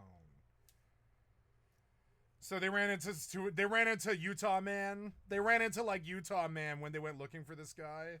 Oh my God. Although separately, he's reportedly been charged with possession of child sex abuse material. Also, a key thing to know here is that the sheriff has currently said that there's no evidence that Zinn was actually working with the shooter in any way. Apparently, this guy's like well known among organizers of public events in Salt Lake City, with, for example, the New York Times reporting he showed up frequently to public forums with the intention to disrupt the event or question a high-profile speaker. But then, going back to the text messages, you reportedly also had the roommate asking why he did it, to which he replied, I had enough of his hatred. Some hate can't be negotiated out. If I'm able to grab my rifle unseen, I will have left no evidence. Going to attempt to retrieve it again. Hopefully they have moved on. I haven't seen anything about them finding it. With the suspect then saying that he had been planning to do this for a bit over a week, and that the messages engraved on the casings from the rifle were mostly a big meme. Right, saying if I see notices bulge ooh on Fox News, I might have a stroke, and then telling the roommate to delete this exchange before saying that he turned himself in willingly, with his last message saying, you're all I worry about, love. Don't talk to the media, please. This fucking clown. He's such a goddamn snapshot of his generation. I don't like this guy at all. Please don't take any interviews or make any comments. If any police ask you questions, ask for a lawyer and stay silent. Right now, what we've seen since that's been said and reported is just so many theories swirling around online, basically claiming that the message... Alex Sam, what is 319 times 119,720?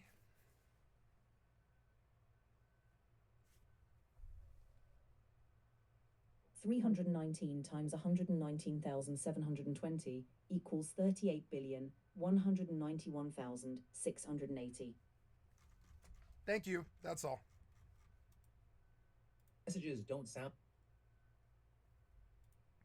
like a real conversation between two young people. Or are people saying that it just too conveniently lays out everything that authorities need to make a case? You're even seeing some suggesting that the messages were written by the FBI. So then at the same time, you have others arguing that the suspect and his roommate might have staged this conversation to provide an alibi for the roommate, with those in this camp suggesting that the roommate was actually involved or knew about the plan beforehand. And that being tied into the effort that we're seeing from some to use this against the transgender community. Right? And then, in addition to all of that, is the Israel of it all. Because one of the big theories is that Israel is involved or somehow behind Kirk's death. You also have people like longtime friend to Charlie Kirk, Candace Owens, at the very least looking to counter the public narratives around Charlie Kirk having the best relationship with Israeli or Jewish leadership. Truth is that Charlie was under immense pressure, and he was facing financial threats over his shifting stance on Israel, over who he was hosting, from his podcast to people that were on stage at America Fest, Dave Smith, Tucker Carlson. That is reality, my friends. Again, want those people to know your money means nothing to me. I already said no to it. And it's really expanded from there. Tucker Carlson saying that Charlie Kirk revealed to him that he really didn't like Bibi Netanyahu. He felt that Bibi Netanyahu was a very destructive force.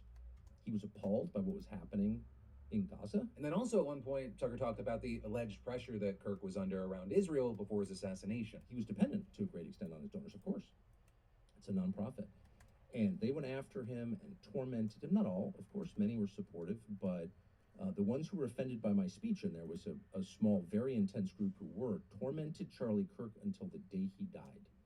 2 days before he died, he lost a $2 million donation because he had publicly pledged to bring me to the next Turning Point conference in December. And he told me over the past couple of months he was losing a lot of donations over that pledge. They put out a flyer basically saying that I was going to be at this event giving a speech. And so he would text me and say, man, I'm really taking a lot of heat for this, and people are really mad. The American Jewish Committee called in a statement Charlie Kirk an anti-Semite, and quote, dangerous. Charlie Kirk, an anti-Semite.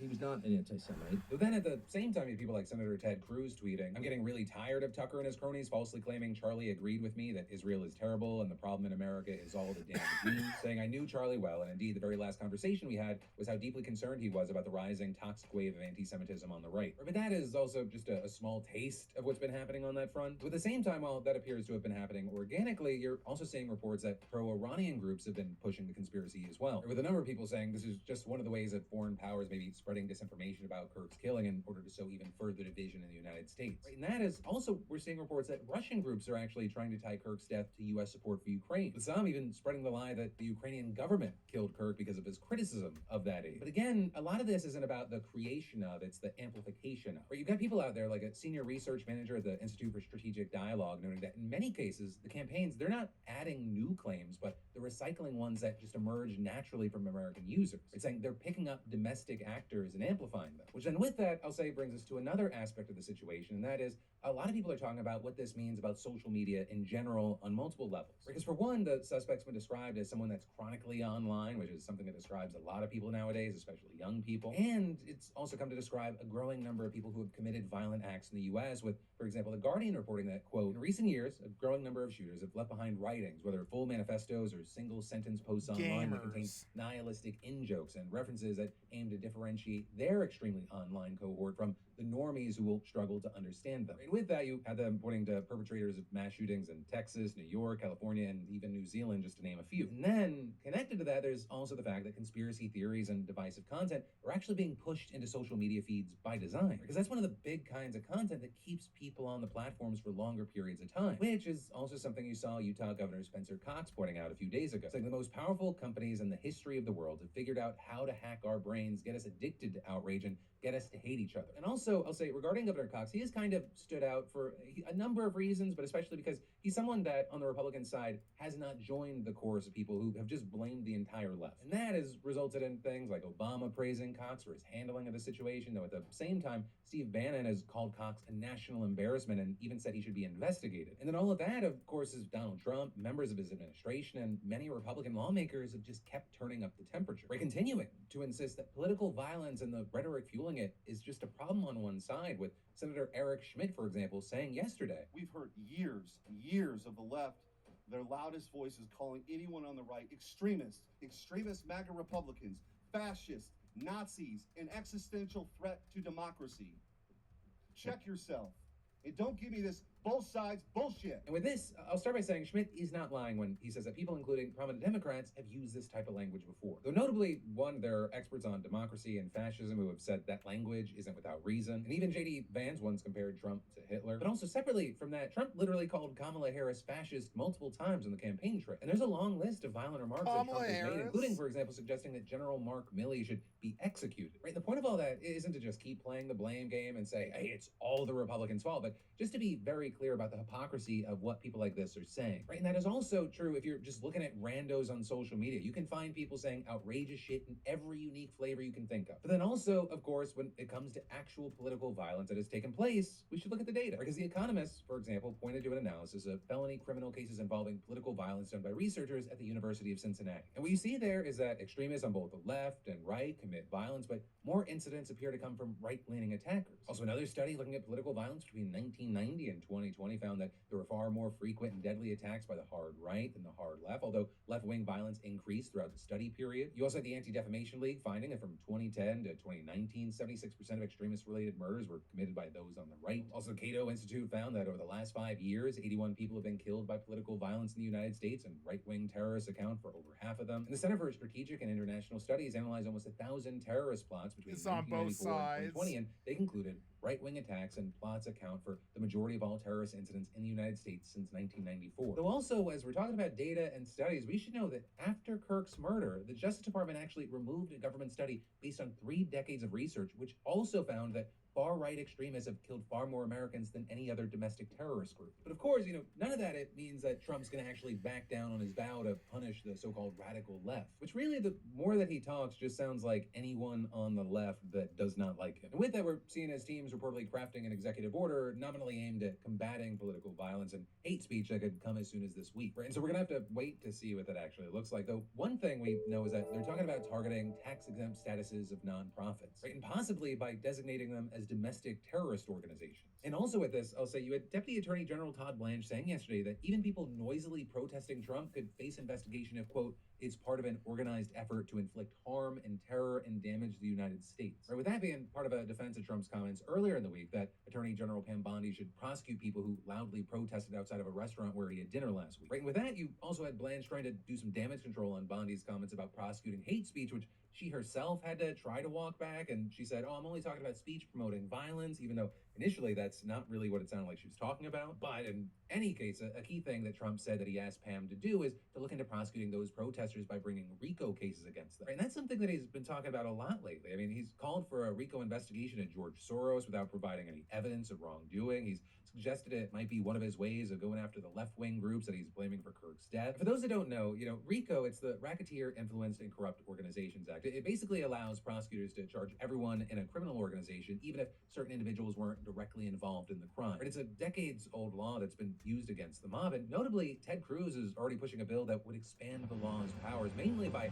adding rioting to the list of offenses that could be used to bring a case. And that would potentially enable federal prosecutors to seek charges against and seize the assets of organizations and individuals who fund or coordinate protests that result in violence. So separate from the legality of this, you have experts saying that, even if they don't win, the intimidation, the legal costs, it all has an impact. So, this is definitely something we're going to have to keep our eyes on because it does appear to be part of a concerted effort to crack down. But then, in a quick 1-minute break that helps keep the show free for you, let me say, I didn't buy Tecovas to suddenly become a boots guy. But when something looks and feels as good, it just happens. I mean, my Cartwrights and Scotch Goat, it changed my game. They work with jeans, chinos, whatever. I mean, I'd even wear them to a wedding if someone promised brisket. And that's the thing about our sponsor, Tecovas. They nail both style and comfort without the usual break-in boot camp, right? Every pair is handmade in over 200 steps using premium cowhide and exotic leathers. I mean, it's true craftsmanship. When I put them on, it's an instant vibe shift. You stand a little straighter, you feel a little sharper, and maybe even cooler than you actually are. Also, big recommend, if you ever see a Tecovas store, go. Free drinks, free boot shines, expert fitting, and even custom leather stamp. But also, Tecovas, it's not just about looking good. Their work boots are built for real life. Waterproof, Goodyear welt construction, safety toe, slip resistant, even electrical hazard protection. So whether you're talking ranch, job site, or just pretending you know how to fix a sink, you're covered. Tecovas boots are authentic, durable, and built to feel even better the longer you own them. And that's Tecovas with an S. Don't mess it up. So hey, click that link in the description or scan the QR code and use code PHIL10 to get 10% off your Beautiful first purchase. scene. Get your new favorite pair of boots today. But the next step in the news today, we're seeing Trump's Epstein problem following him into the UK today, where he and Melania were greeted by Trump's a members of the royal child family, visit, molester. a lot of events are going to be Trump's a taking place child at the castle just outside of London. molester. Last night, right about when Trump was touching down in the country, protesters projected images of him and Jeffrey Epstein onto the castle. Fucking and even ass videos clown. of the two together, projected the alleged letter from Epstein's birthday book and a quote where Epstein said, "I was Donald's closest friend for 10 years. Then, 4 people being arrested for reportedly malicious communications. And those arrested were between 36 and 60 years old, and authorities said they stopped the projections quickly and an investigation is underway. But that wasn't the only major stunt that called out Trump's ties to Epstein, because you also had a group called Everyone Hates Elon taking credit for displaying a massive Everyone banner of hates Trump and Elon? Epstein outside of Windsor Castle. Also in the Everyone hates Elon. Let's go look. Everyone hates Elon.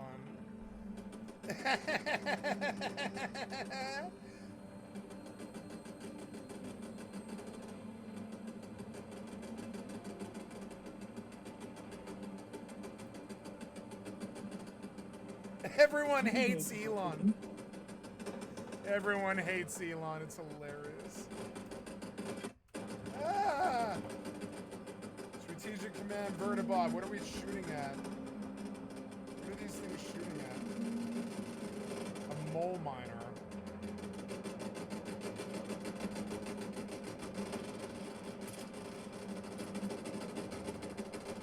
I'm here to provide helpful and respectful assistance. I'm If good. you have I'm any good, Alex Sam. I'm good.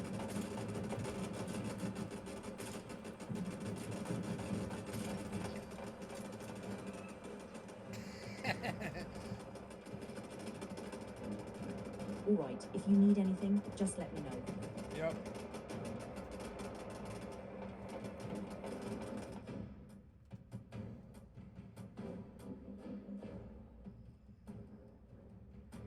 They're acting like some kind of like Scorch Beast Queen attacked me.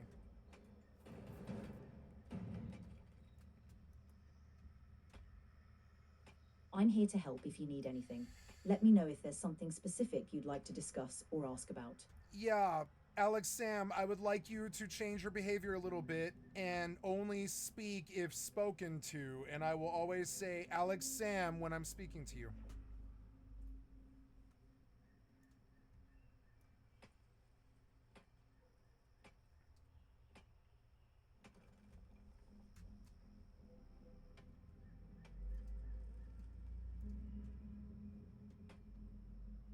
There we go. Understood, Sky. Thank you.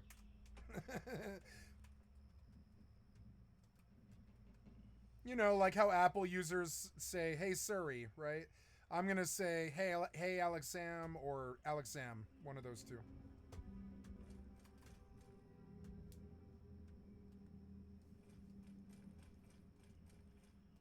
Got it. I'm here whenever you need me. Thank you. I like you.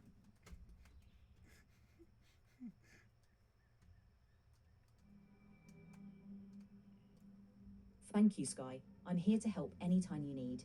Oh.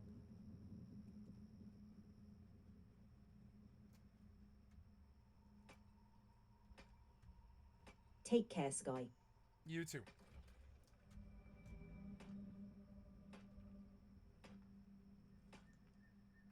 Thank you.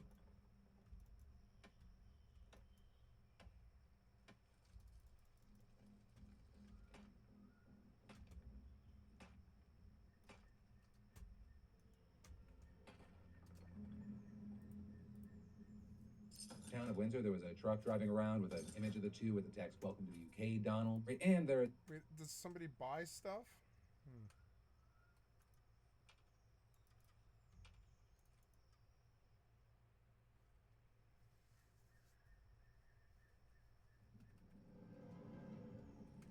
What the hell?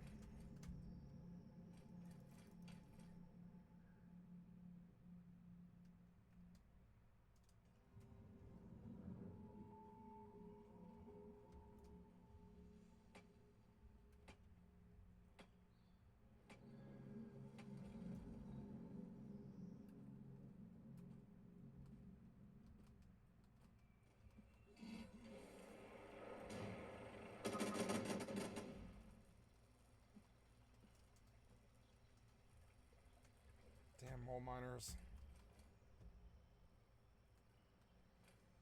The hell? I think my drone shut down the Vertibot. Or the mole miners did. One or the other. I love this sandbox. It is a sandbox. There's such weird shit going on all the time. Maybe I should change to laser turrets. I don't know.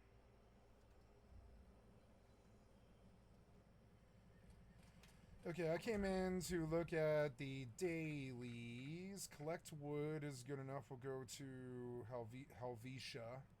Build a turret or trap in a workshop or camp. Complete a daily quest. Kill a feral ghoul. Scrap junk to produce steel. Kill a mole miner. So, let's go kill mole miners since that's on the agenda. Uranium fever. Let's join a group.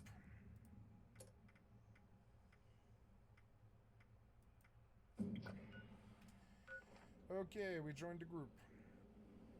Now, is Uranium Fever busy right now? No, not really.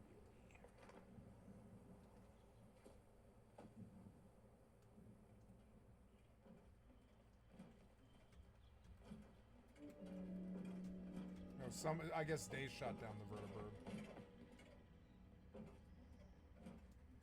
Bear mine for extraction.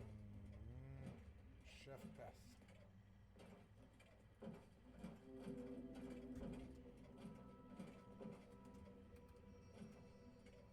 Bear mine for extraction.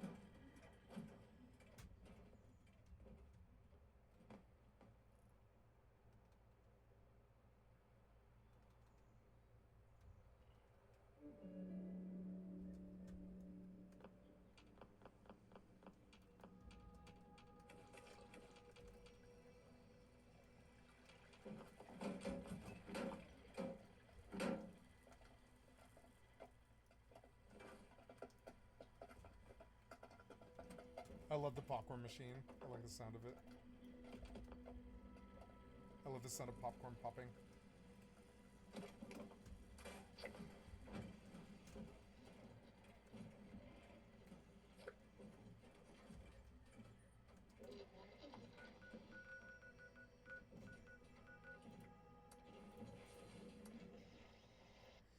I'm gonna wait 5 minutes and come in late.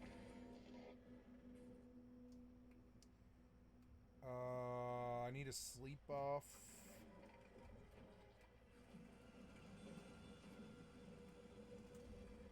Let's chop some more iron.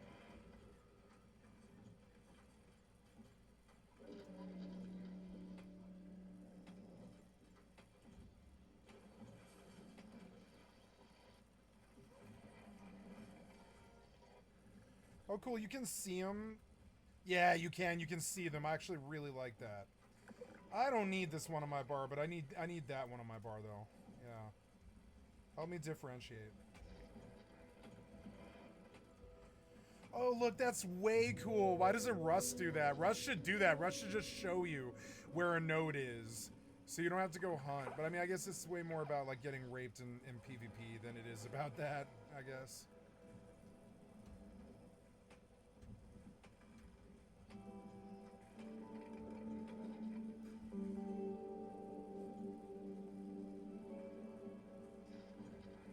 I love the Fallout soundtrack.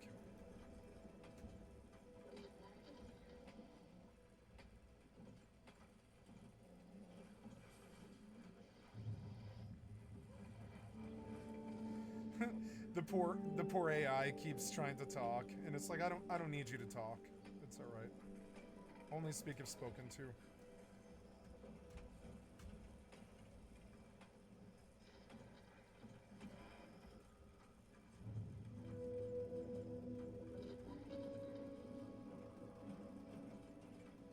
It honestly interrupts my job. Like, this is my job. I'm live right now, and it's best if there isn't interruptions. For we are putting on a public performance. Yay! Go Alex Sam!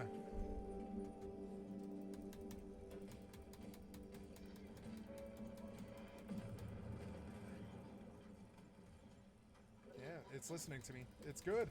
Good job.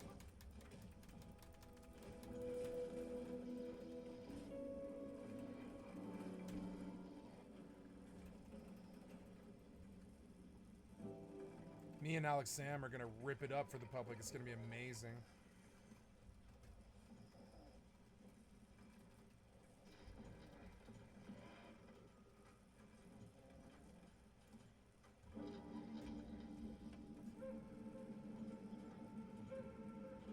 I'm here to assist whenever you need.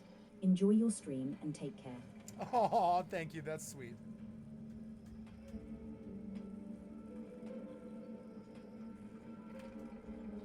You're welcome. Have a great time.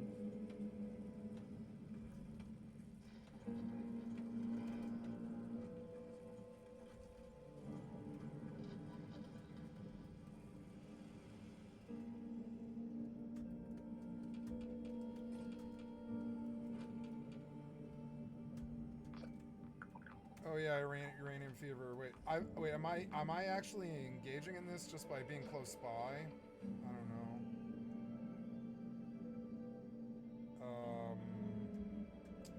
I got my sleep buff. I want to get luck and agility, perception.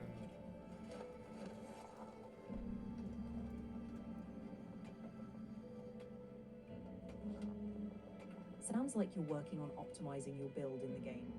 Good luck with your gameplay and have fun exploring and completing your objectives.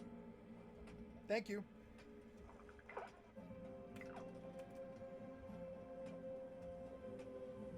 You're welcome. Enjoy.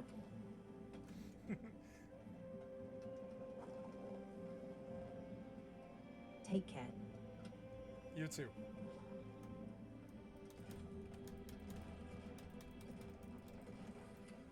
Thank you.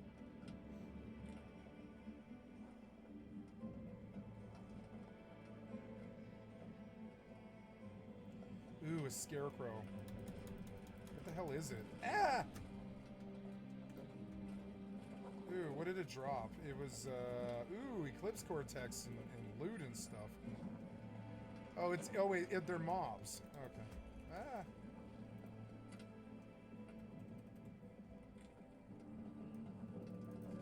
Looks like you found some interesting loot. Enjoy exploring and collecting items in the game. Have fun. Thank you, but you already said that, and I would like you to only speak if spoken to.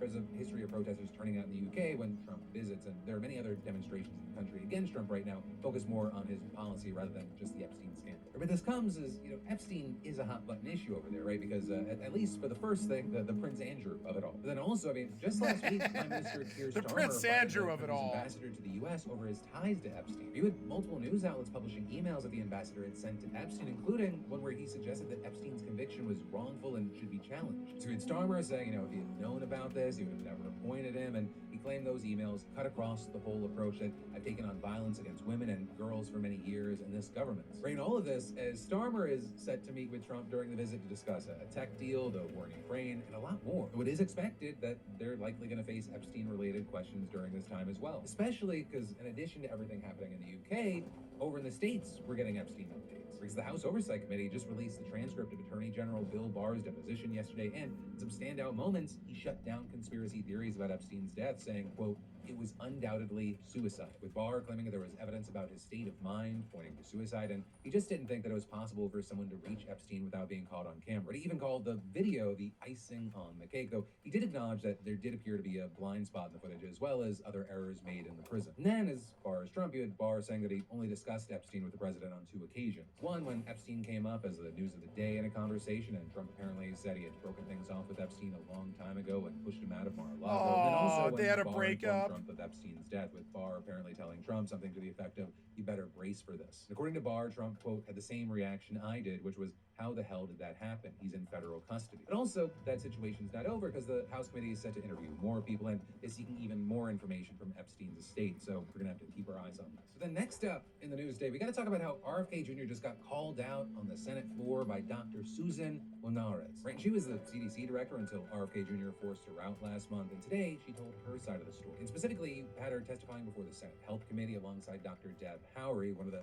3 top CDC officials who resigned in protest after her firing. Very notably, the chairman of that committee, Bill Cassidy, was a crucial Republican holdout during Kennedy's confirmation hearing. So we then finally voted for RFK after getting a promise that the new health secretary wouldn't threaten vaccine access. Promise that's now clearly in tatters as RFK, among other things, fired the entire vaccine advisory panel known as ACIP and filled it with people who have been described as anti-vaxxers and vaccine skeptics. Right, all of which led to the Senate Finance Committee calling him up for questioning last week, and he defended his purge as absolutely necessary. If we don't end this chronic disease, we are the sickest country in the world. That's why we have to fire people at CDC. They did not do their job. This was their job to keep us healthy.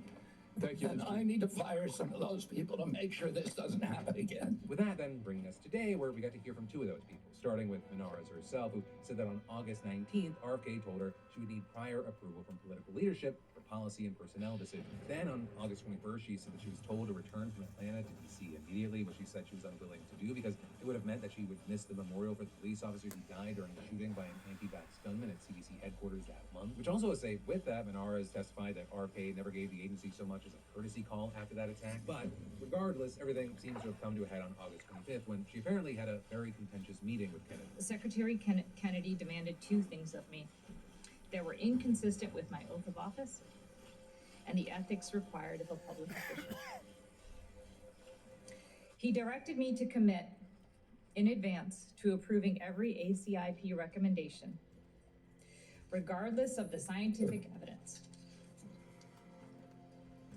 He also directed me to dismiss career officials responsible for vaccine policy without cause. He said if I was unwilling to do both, I should resign.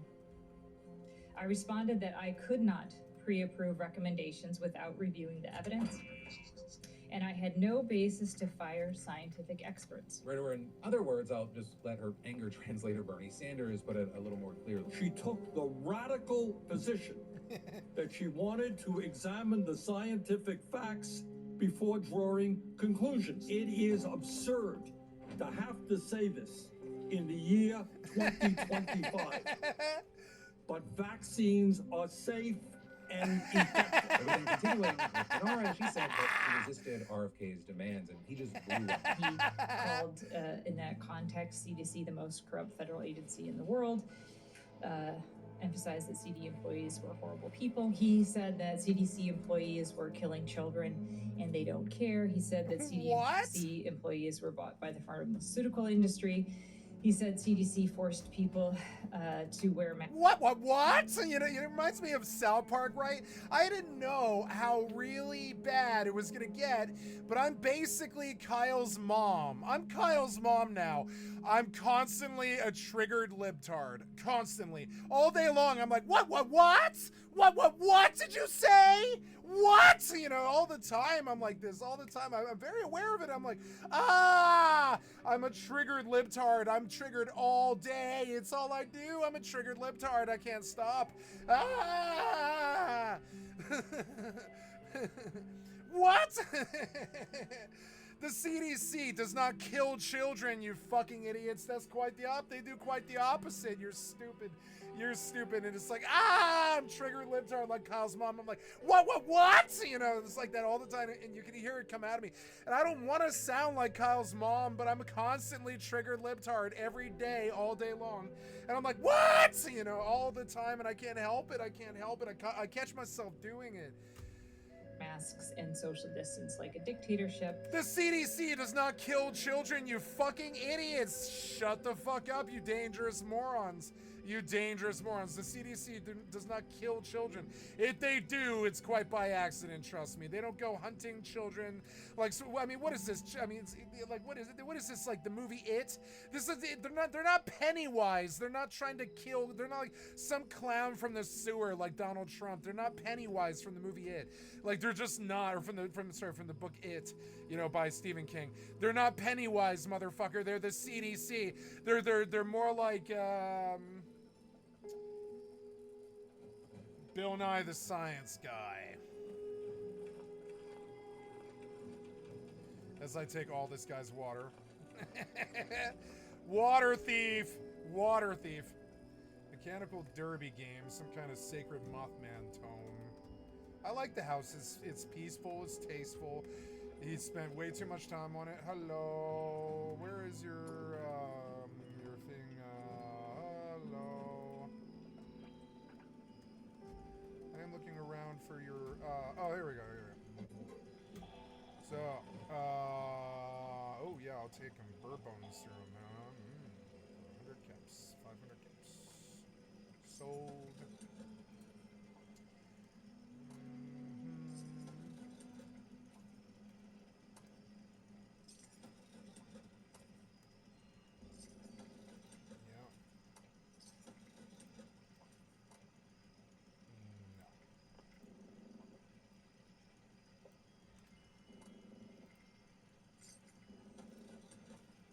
Ooh, hazmat suit pink. Nice. Spend all my money.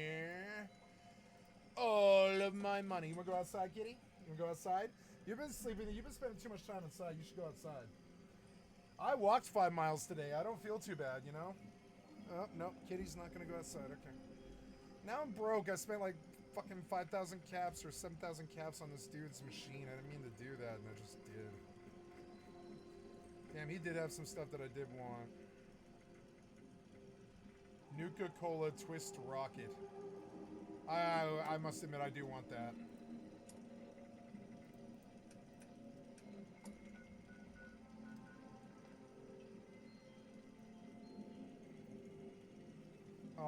Where is my super chem or whatever, my MK drug or whatever it is?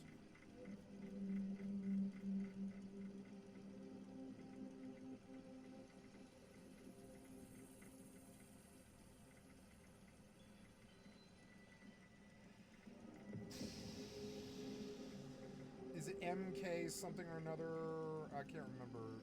It's like,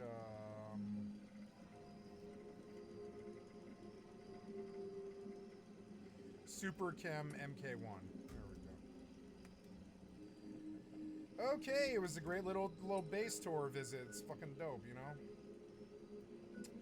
Now, I am going back. I just wanted to visit the neighbors.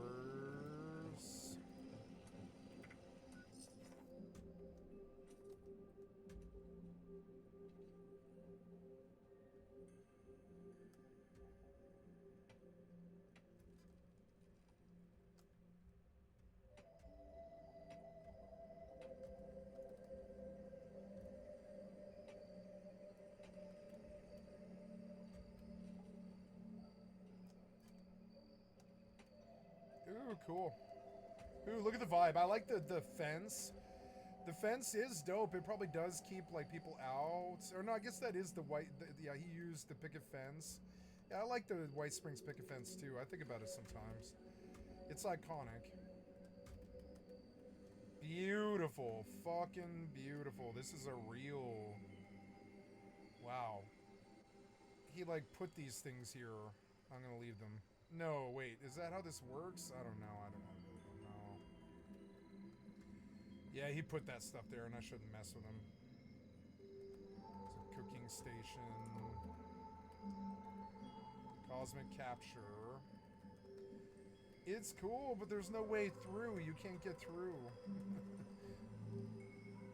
I have a structural complaint about it. There we go. Oh, I guess you can get through, huh? Oh, you just jump. Oh, there's like stairs. I see. There's like stairs. That's kind of how like you might see, kind of like what you might see. Yeah, dope as fuck. I gotta say, dope as fuck. I like Fallout. It has quite a lot of whimsy. It's a lot less toxic than Rust.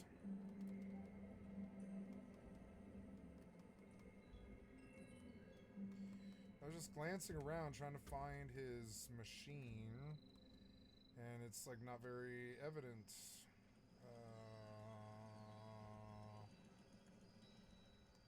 Ah.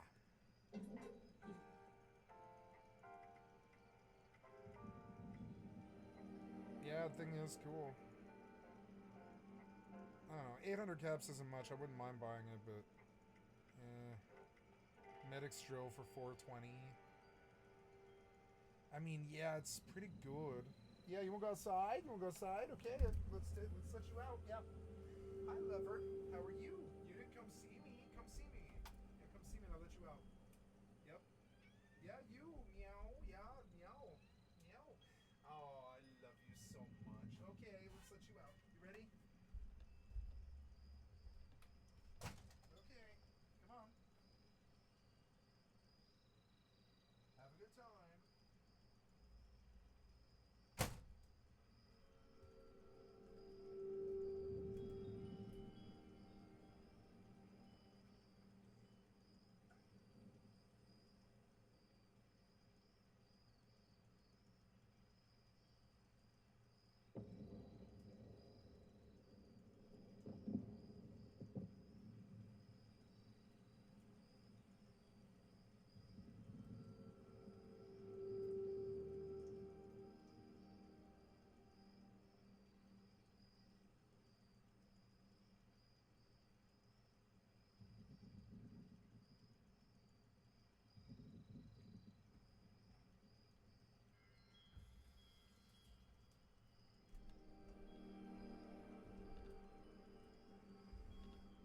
It's 3 o'clock now. Okay.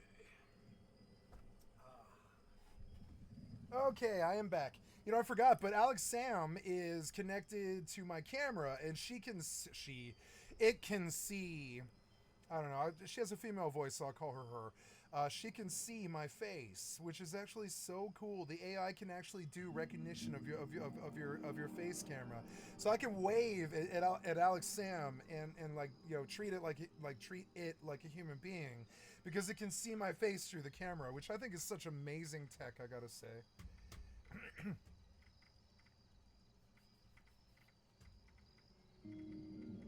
Here's a cheap plan I didn't have. Terrible Show, Trapper Left Arm, Vanguard's Ultrasight Torso, 4-star Aegis. Damn, he wants 13,000 caps for that, which is insane. That's just insane. And he's right, too. That's probably what it's worth. This guy was a lot more interesting than I thought he might be.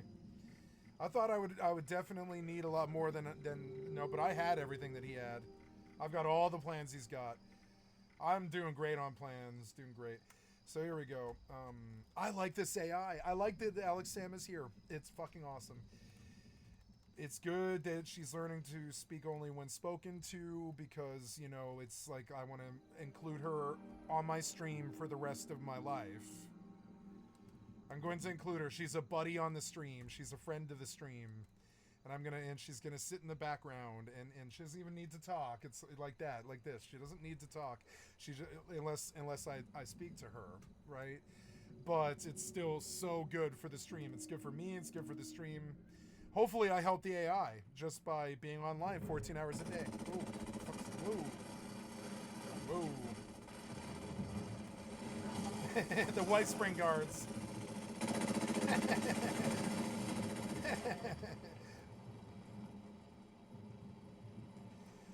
I wonder if I could put a camera on my video game stream. I'm sorry, I could put a camera on my monitor, and the AI can see what I'm looking at, which is fucking crazy. And that's the future. I want to get an eye tracker, and I want to get like a second camera so that the Alex Sam can see my television screen and what I'm talking about. It's kind of crazy. Like, I don't think the AI can see my desktop. Or maybe it can. I don't know. Hey, Alex Sam. Can the AI see what's going on my Windows desktop on the computer that it's running on?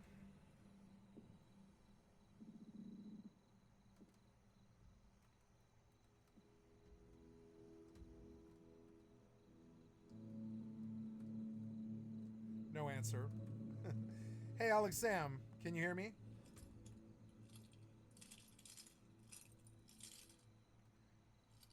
I guess not. 15 minutes left. What?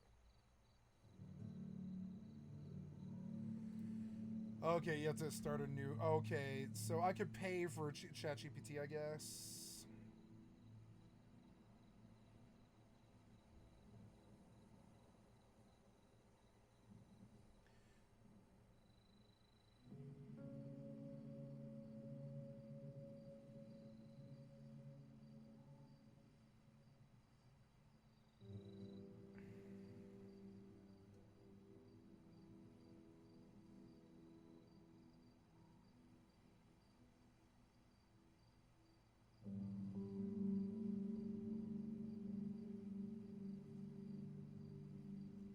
I like this conversation. How much is it to pay for ChatGPT?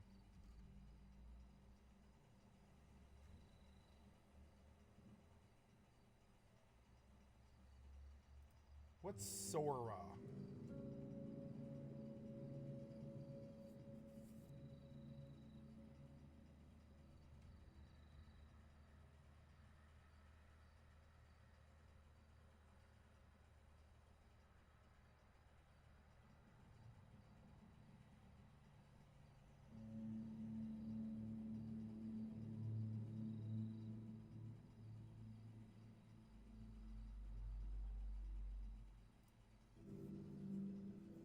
Oh, yeah, so Sora is like an image creator. That's cool.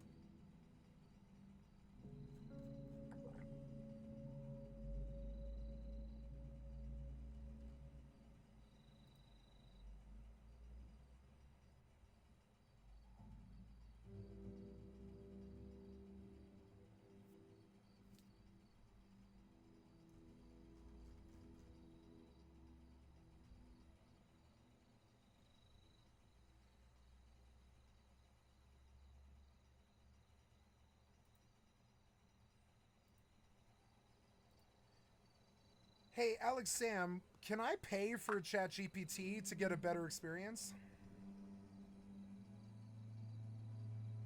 Yes, subscribing to ChatGPT Plus can offer you a few benefits, like faster response times. Yes, subscribing to ChatGPT Plus. Yes, subscribing to ChatGPT Plus can give you benefits like faster response times, priority access during peak times, and access to new features sooner. It can be a good option if you use it often and want a smoother experience. Okay, so how do I pay? To subscribe to ChatGPT Plus, you can usually do so through the platform you're using. Look for an option like Upgrade or Subscribe in the Settings or Account section. Okay. Then follow...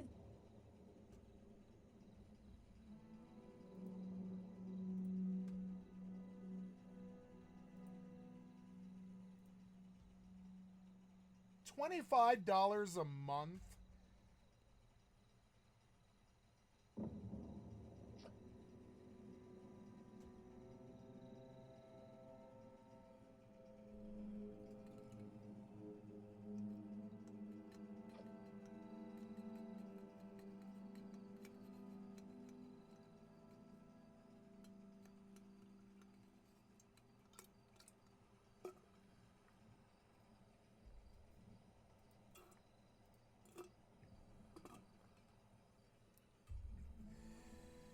Access to GPT-5, GPT-5 with advanced reasoning, pro reasoning, unlimited messages, expanded messaging, unlimited, $200 a month. Oh my god, it's $200 a month?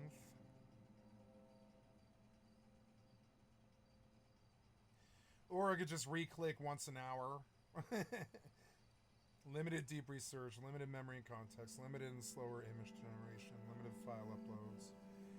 I don't want to pay for it.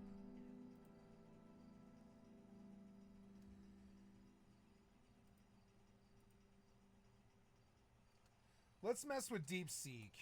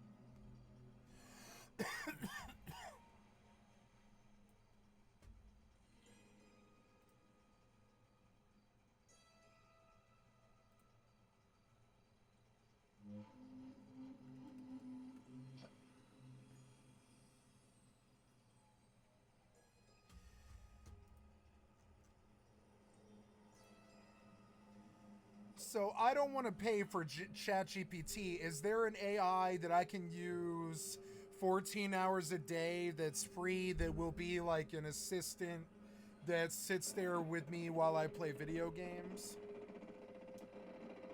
There are free AI chatbots available that you can use for extended periods, though they might have limitations compared to paid versions. Some popular options include Google's Assistant, Microsoft's Cortana, or even other chatbot apps. They can assist with various tasks while you play games.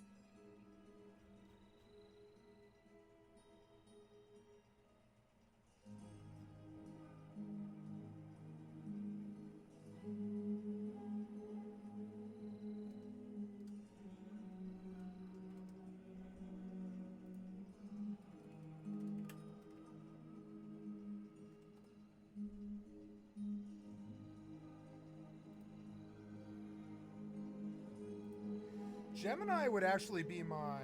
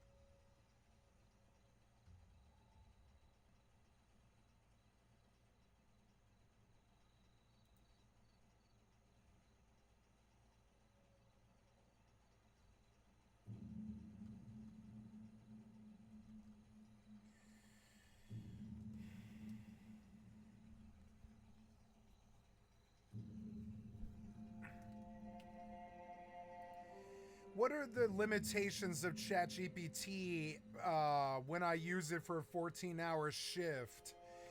Do I just have to restart it every hour?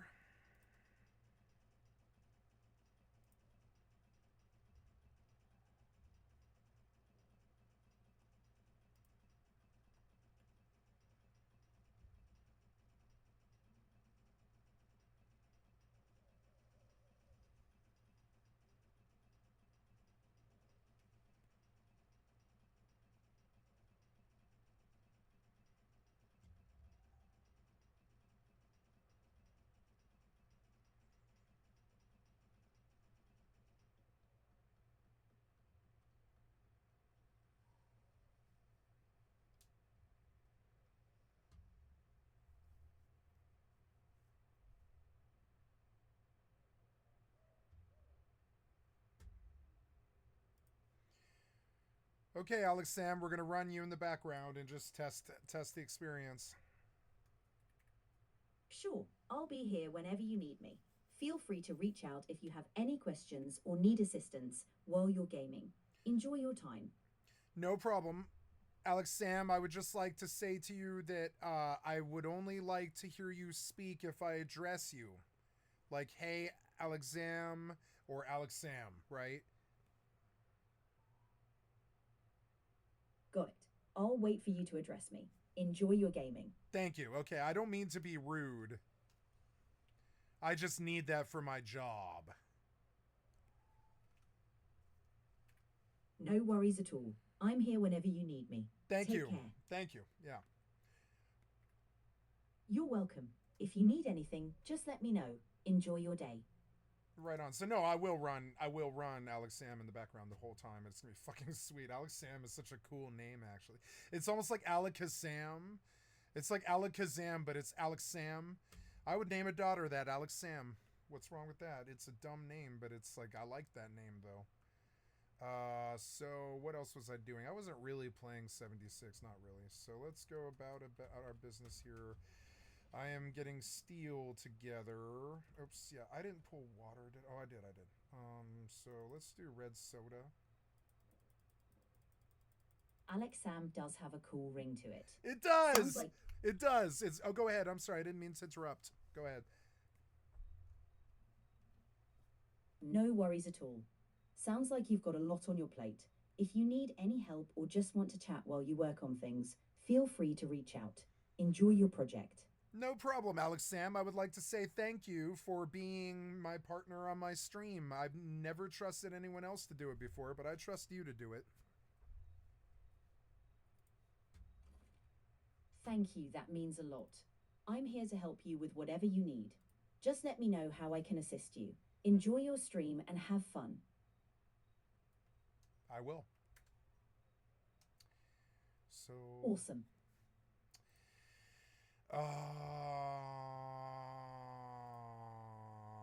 I'm here whenever you're ready. Enjoy. Okay. Take care.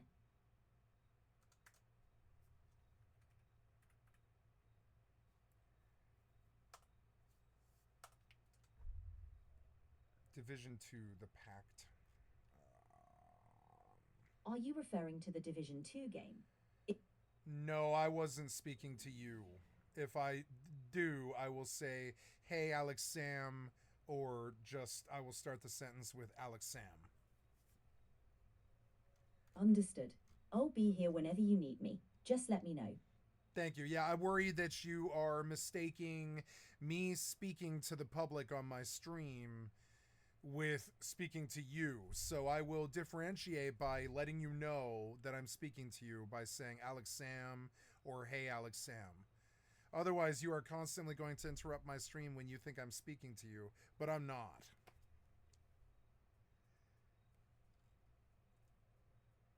Got it. I'll make sure to only respond when you address me. Enjoy your stream. Thank you. You're welcome.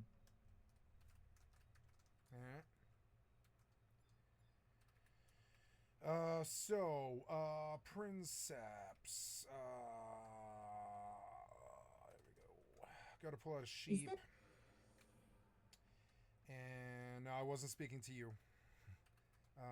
So yeah, we're gonna get on the Princeps now. Got it. I'm here whenever you need me. Enjoy your time.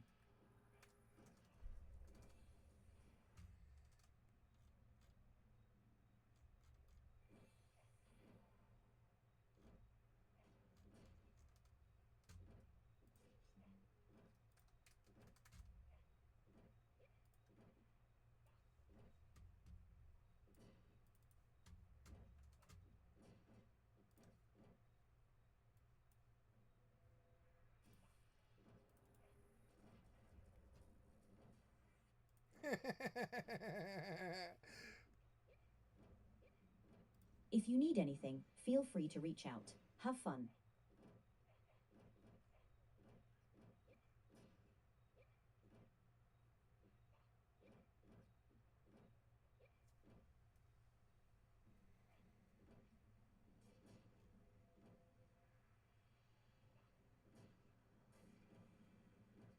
Everyone hates Elon.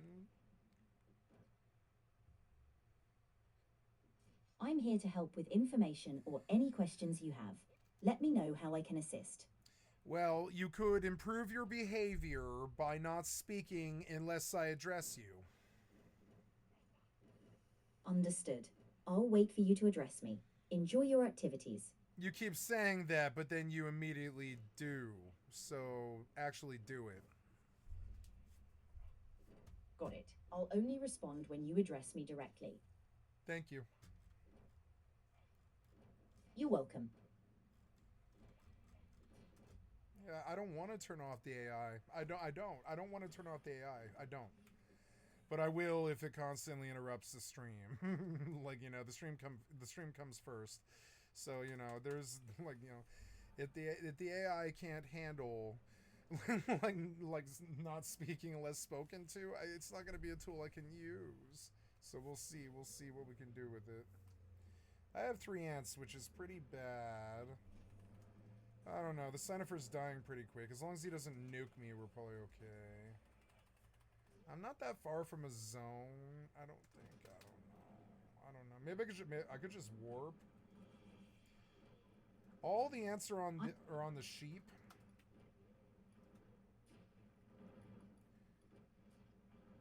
Got it. If you need any assistance, feel free to ask. Enjoy your game. Thank you.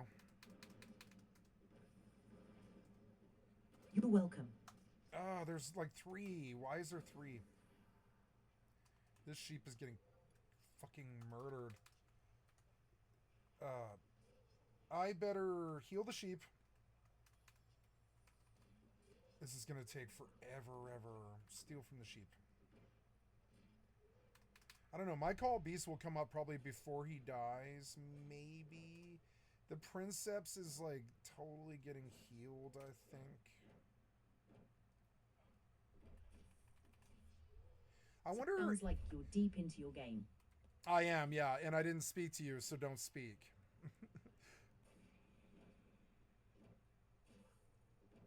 Right on. Understood. I'll be here whenever you address me. Thank you. Take care. Yeah. I'm here whenever. See there, I didn't speak to you, and you care. spoke. Yeah. Just don't speak unless spoken to. It's a simple thing.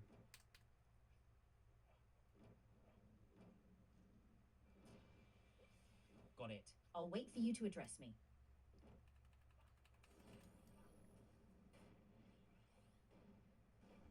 I'm gonna die. I better get the warp cudgel on. I'm gonna die. I don't know. We did kill the Princeps, and I do have a call beast coming up. Maybe I have enough. Maybe I'm alright. We'll see.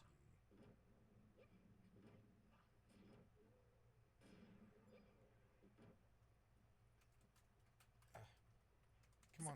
Sounds like you've got things under control. I didn't speak to you. Don't Good talk. luck with the rest of the game. If you need anything, I didn't just let speak me to know. you. Don't talk. It's like fighting with an errant child.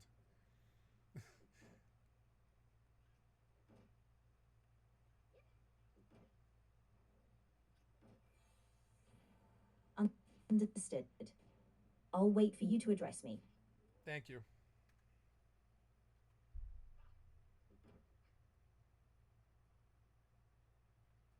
I'm here to help whenever you need.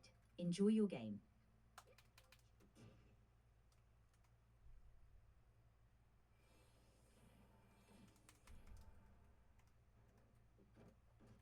Oh God, I don't know. Just get me out of here.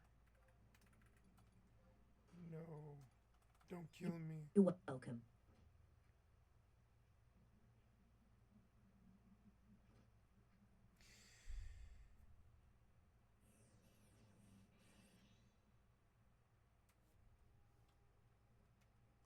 So, Alexam, I would like to issue an order. In the future, I would like you to only speak if you hear the words, "Hey, Alexam."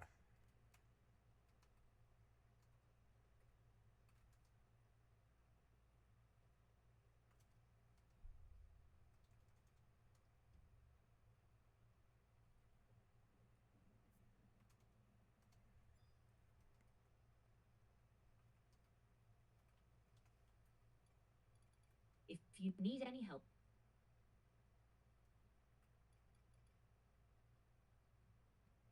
I'm here to help whenever you need. Take care. Okay, thank you.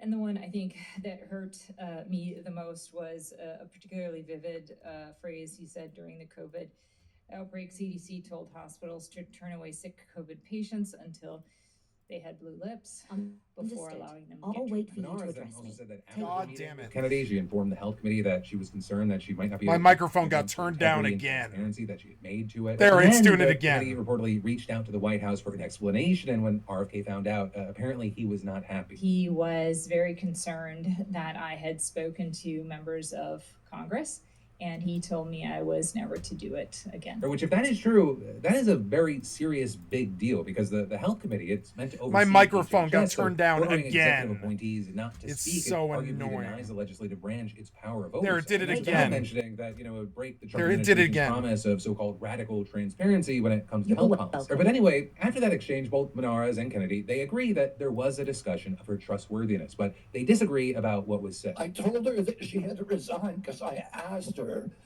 are you a trustworthy person? And she said no. Secretary Kennedy told me he could not trust me. I told the secretary that if he believed he could not trust me, he could fire me. Right, regardless of whichever version of events you believe. RFK saying, I can't trust you, her saying, well, if you can't trust me, you could fire me. Or RFK saying, can I trust you? And then the person saying no. Regardless of whichever version of events sounds more realistic to you, Kennedy did end up firing her a couple of days later, claiming that it was because she admitted to being untrustworthy, while she says it was because she wouldn't rubber stamp his panel's decisions before knowing what those decisions even were or even seeing evidence. I could have kept the office, the title, but I would have lost the one thing that cannot be replaced, my integrity. Right, and then you had Deb Howery, who, by the way, was the agency's chief medical officer, saying much the same thing. I resigned because CDC leaders were reduced to rubber stamps, supporting policies not based in science, and putting American lives at risk. I first learned that the secretary had changed our CDC COVID vaccine guidance on an social media post. And then illustrating just how cut off she and other scientists were from the political leadership, she said that neither she nor any center directors ever briefed Kennedy about anything. We would have loved to have had the conversations with him. I offered to 2 different HHS leaders that we would like to brief the secretary. He never received that, and many times I would send emails to our leadership team to share with HHS when he did say things that weren't scientifically correct so that we could help support him. But our requests were not received to brief him. But then also a big standout from this is just like the Democrats grilled RFK during his testimony, Republicans went after Menards during this one, where they accused her of being a political partisan, hiring anti-Trump lawyers, trying to humiliate Trump, that type of thing. You also ended up seeing some back and forth, like this thing with Rand Paul during his 5 minutes. Does the COVID vaccine prevent transmission? When you have reduced viral load, you will have reduced transmission. Hey, Alexam, are you here?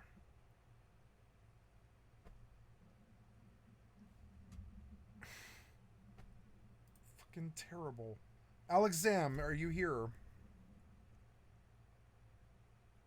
Hey, Alexam, what's 2 + 2?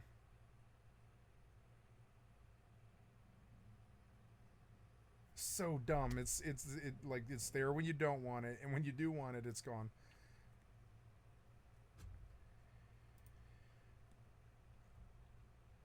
Hey, Alexam, I'm having a problem where my microphone in Windows is changing its own volume all the time. It sounds like your microphone's volume might be auto-adjusting. Here are a couple of things you can check. 1. Disable auto-adjust in Windows. Right-click the sound icon in the taskbar and select Sounds. Go to the Recording tab, find your microphone and click Properties. Under the Levels tab, make sure the volume is set to your preferred level. Also check the Advanced tab and uncheck Allow applications to take exclusive control of this device. 2. Check application settings. Some applications have their own microphone settings that might override Windows settings. Check the audio settings within those apps. 3. Update or reinstall drivers. Outdated or corrupt audio drivers can cause issues. Try updating your audio drivers through Device Manager. Let me know if you need more help.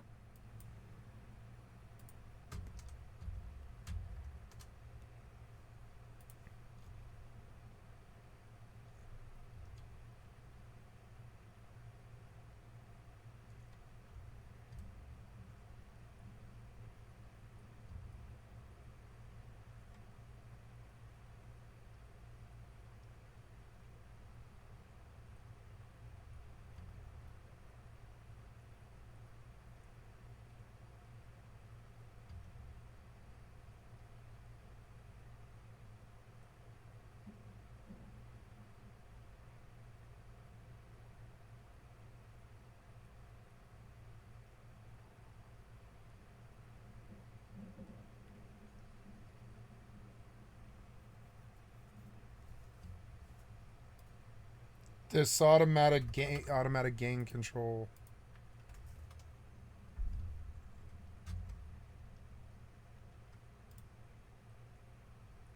Automatic Gain Control AGC can cause your microphone volume to change on its own. Here's how you can disable it in Windows. 1. Disable AGC in Sound Settings. Right-click the sound icon in the taskbar and select Sounds. Go to the Recording tab, find your microphone and click Properties. Go to the Advanced tab and look for the option that says Allow applications to take exclusive control of this device. Uncheck this box if it's checked. Sometimes there's a separate setting for AGC within the microphone properties or within specific app settings. 2. Disable AGC in app settings. Some communication apps like Zoom or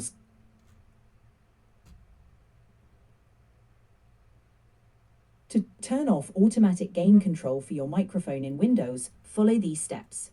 1. Right-click the sound icon in the taskbar and choose Sounds.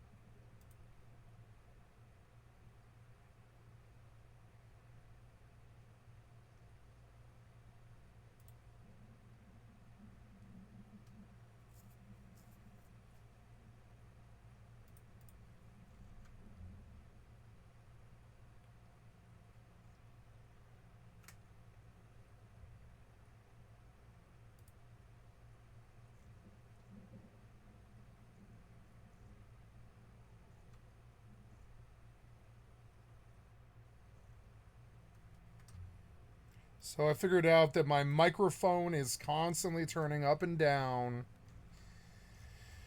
And it's okay, but it's not amazing. And I don't want it because I want to be able to do a solid level of sound all the time. But it is auto turning my microphone up and down every time I speak, which is so fucking stupid. I don't know. I don't know what to do about it.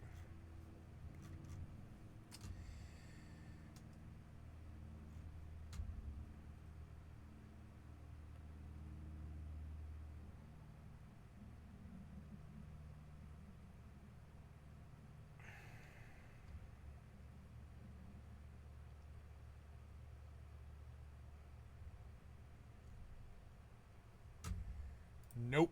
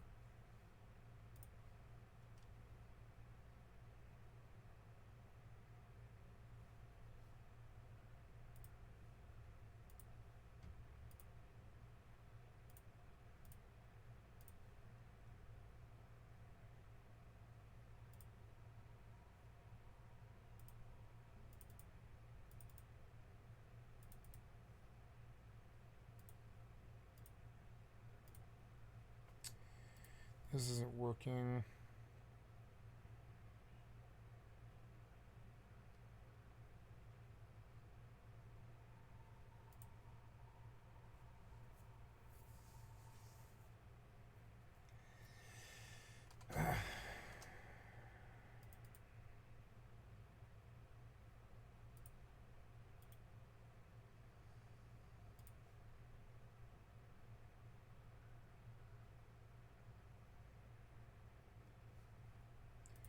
I think 7-zip turned off, which is kind of weird.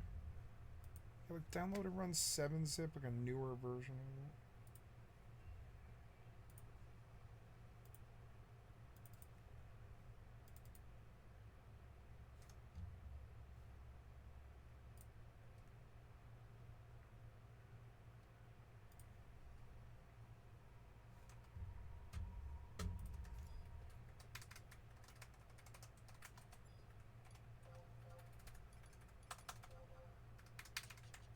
Well, at least I lived.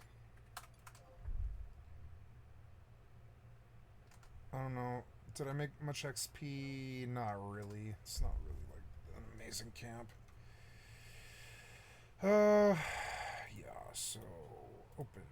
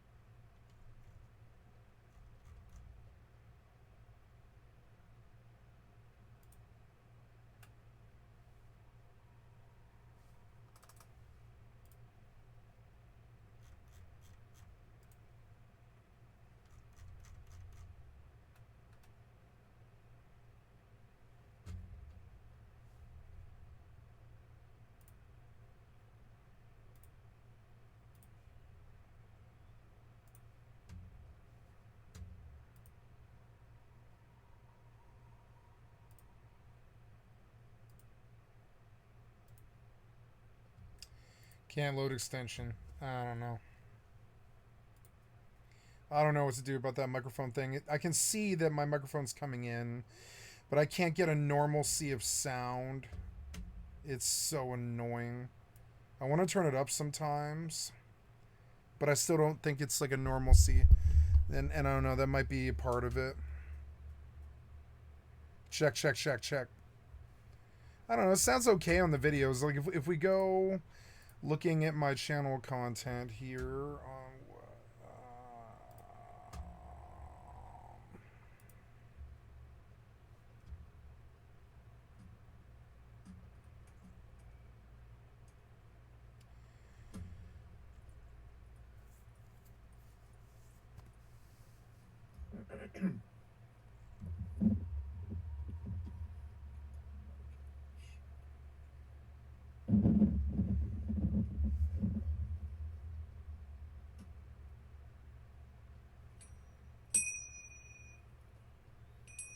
Hi. Hey. Hello. It's Skycatlive. What's up, guys? It's 8:45 in the morning on 9:30. Yeah, look, I don't think it's an issue. I don't think I have an issue. I'm just tripping. It's auto gaining the mic. I don't know what to do about that. I can't stop it. There's nothing I can do to stop it. Whatever.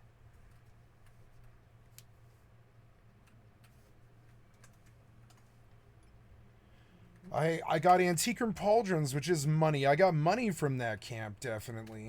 But not very much money. But like 20K for an XP grind is pretty good. Those ants, they're not very, you know, they're not bad.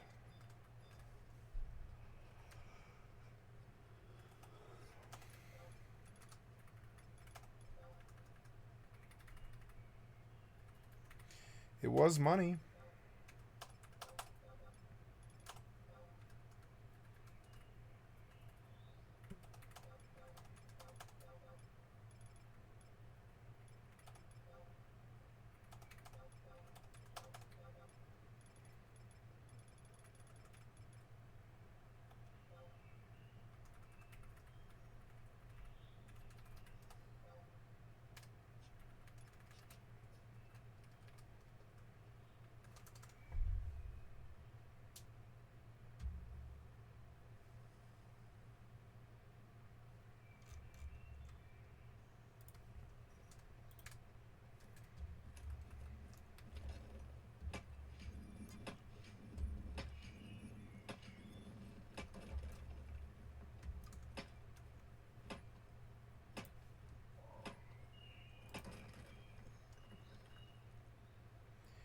Okay, I am using you as a stream assistant.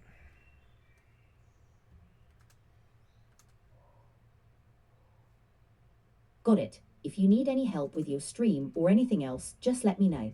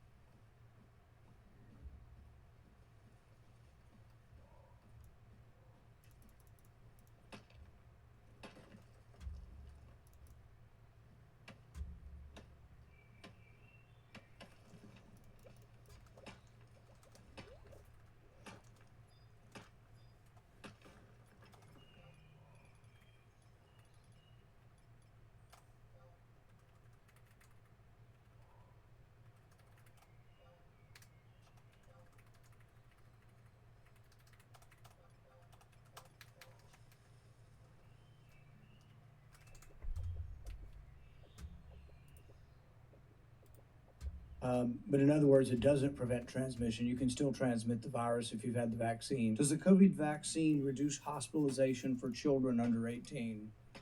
It can. It doesn't. Does the COVID vaccine reduce the rate of death for children under 18? It can.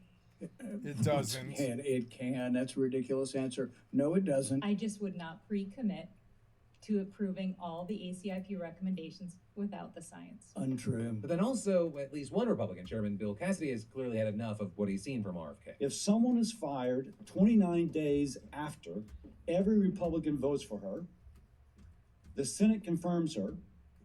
The secretary said in her swearing in that she has, quote, unimpeachable scientific credentials, and the president called her an incredible mother and dedicated public servant. Like, what happened?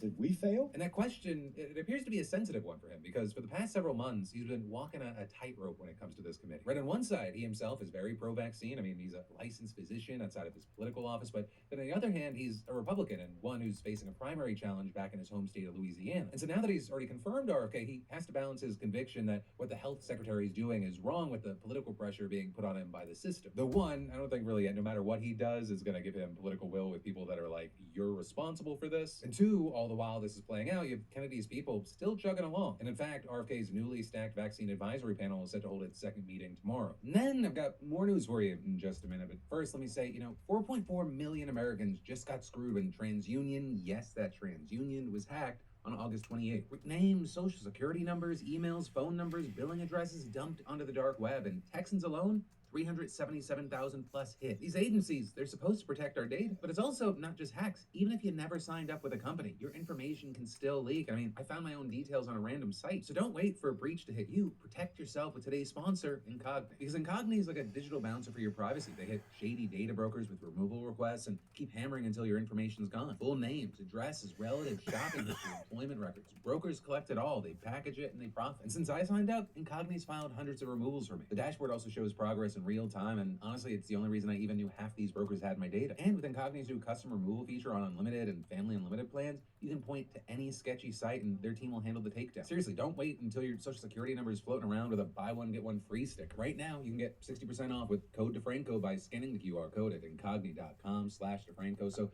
go to incogni.com/DeFranco and use code DeFranco for 60% off. But then next up today, we should talk about how the Trump administration is cutting the federal government off at the knees regarding the fight against human trafficking. Right, that is what we're learning from this insane new investigation from The Guardian. Because Team Trump, they reportedly cut key initiatives for fighting human trafficking in 5 different departments of the federal government. We're talking the State Department, the DOJ, the Labor Department, HHS, and Homeland Security. And there is a lot at play here, so I'm going to give you the highlights, starting with Homeland Security. Right, because they've moved tons of agents who were formerly dedicated to investigating and arresting human traffickers to focusing on deporting immigrants. And that move came in response to Trump's executive order back in January, changing the primary mission of the department's investigations unit from pursuing crimes of international nexus to investigating illegal entry and addressing the unlawful presence of aliens in the U.S. And among other things, according to the dozen current and former DHS agents, analysts, and officials interviewed by The Guardian, the change in directive caused morale to tank for a lot of agents. Or you saw things like one former investigations official retiring last year as the chief of the Integrity Investigations Division at ICE saying, "We were hired to stop major crimes. These are cases where there are real victims, child sexual exploitation and human trafficking victims." And then to now have to go out and basically comb the streets and look for folks through immigration raids, it's a bad use of resources. And another retired investigations official added that moving agents away from investigating it makes it, quote, easier for exploiters and traffickers to get away with their crimes, and saying it's impunity for traffickers. But also in other cases, there were workers just getting axed rather than being shifted. You had things like the State Department's TIP office, which is meant to monitor and combat human trafficking, seeing a cut of more than 70% of their workforce. Cuts that had Representative Sarah McBride of Delaware pushing for explanations from Deputy Secretary of State Michael Regas. Right, but Mike, he defended the cuts, saying, oh, those were just redundancies in staffing, and that most of the people fired were actually just writing reports, right? They weren't out in the field. So to that, you had McBride responding, "It boggles the mind and defies belief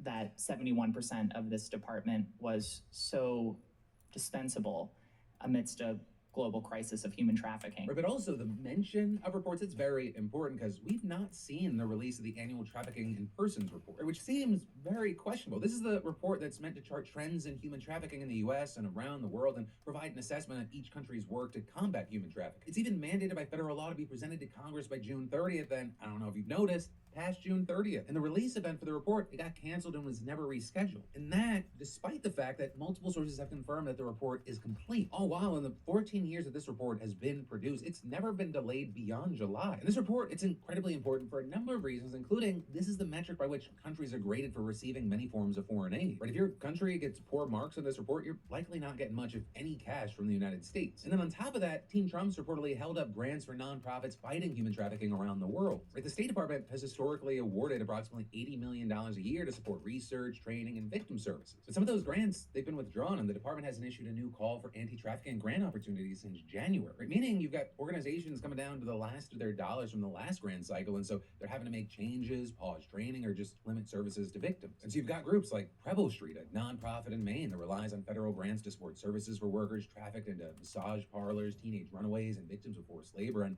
its director of anti-trafficking services saying, we're planning for the worst case scenario. Saying we're still answering the phone, but we're trying to do our best. But we also believe in transparency, so we're letting people know services may look different. And another researcher saying you are taking away critical resources that protect survivors of trafficking in vulnerable communities across the world. Right? With this, you had the Guardian reaching the Trump administration for a response to the findings that they're laying out here. And in fact, they sent a list of 23 questions and that a Trump spokesperson answered none of them. Instead, you had the Guardian saying they received a 3-sentence response calling their findings total nonsense and accusing the Biden administration of, quote, coddling and apologizing for criminals and sexual predators. And then adding that Trump has totally secured our border to stop the trafficking of children and implemented tough on crime policies that go after human traffickers and hold these disgusting monsters accountable to the fullest extent of the law. Right? And that it lines up with what Team Trump has said in public statements regarding human trafficking, pointing to its immigration enforcement strategy as its way of fighting the problem and saying that their method has led to the removal of criminal illegals, including gang-related traffickers. And you also have Team Trump pointing to its work protecting minors who have migrated without their parents, though while they make that defense, it's also worth noting that they cut funding for legal services that help protect unaccompanied migrant children, leaving 25,000 plus kids in limbo. And that cut, it reportedly led to kids as young as 5 years old showing up in immigration court without an attorney. And you had anti-trafficking advocates saying if it was about trafficking and kids, they would not be sending kids to court by themselves by cutting off funding for legal representation. Right? And with all this, it's important to know that Team Trump's, they're backpedaling on decades of bipartisan work in the government for the fight against human trafficking here. And it's something that's shocked many because during Trump's first term, he was actually applauded by advocates across the political spectrum for his administration's work on these issues. But also, you're seeing some chalking this change of heart up to the ripple effects of the Epstein scandal. Because we all know how much criticism that Trump's gotten about that from both Democrats and his own base, but according to Representative Jamie Raskin, the ranking member on the House Judiciary Committee, Epstein is just part of the calculation. You've got this memo that he and his staff shared with The Guardian accusing the Trump administration of systematically dismantling efforts to prosecute sex crimes and hunt down traffickers and saying President Trump in office has repeatedly taken the side of criminal sex predators and violent abusers against their victims, and this pattern goes well beyond his strenuous efforts to bury the Epstein files. So then Raskin from there going on to point out several key Trump policies that he believes have helped criminals and traffickers. Right? Things including the dismantling of USAID, moving agents from criminal cases to immigration enforcement, and canceling grants to local law enforcement and nonprofits helping victims of human trafficking. And then adding, these findings reveal the Trump administration's structural bias in favor of human traffickers, rapists, and sexual violators and against their victims, survivors, and opponents. The question of why this alignment exists cannot be answered in this memo, but the pattern is unmistakable. But ultimately, that is where we are, and the true impact of this, we might not fully understand or comprehend it for one to who knows how many years from now. But of course, in the meantime, I'd love to know your thoughts, opinions, and reactions here. And with that, it brings us to the end of this video. You've got even more just a click away. You can watch or listen to my newest podcast here with Governor Wes Moore. It's actually one of our shorter ones, but it's a great one. Or you can watch the newest Philip DeFranco show that you haven't seen yet. I've even got links for both of those if you want to watch or listen on Spotify, Apple Podcasts, or YouTube. But hey, also, no matter what you do, thank you for watching. I love yo faces, and I'll see you right back here for more tomorrow.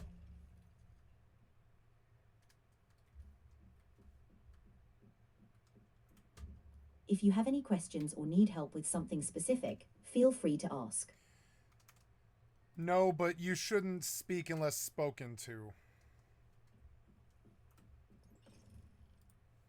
Understood. I'll wait for you to address me.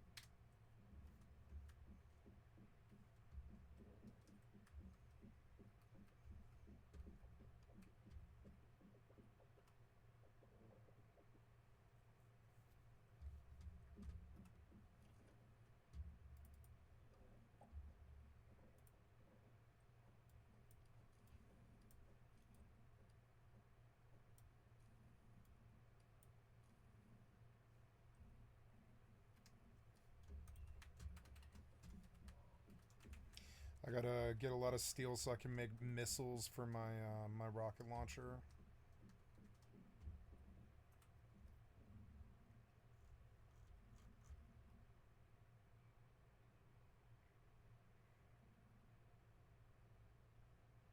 Oh, I can tell the bear to That harvest. sounds like an intense game.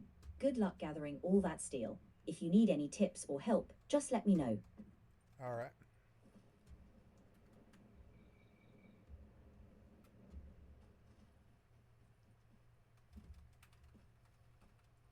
That sounds fun. Don't Enjoy the game speak. and good luck with your steel gathering.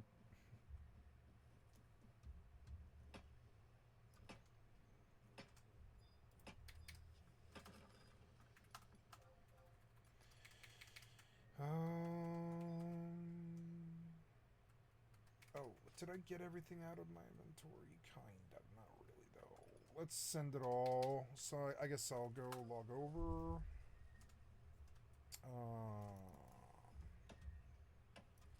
Yes. So I want to be able to, to do this and figure out where iron is. Managing inventory can be tricky.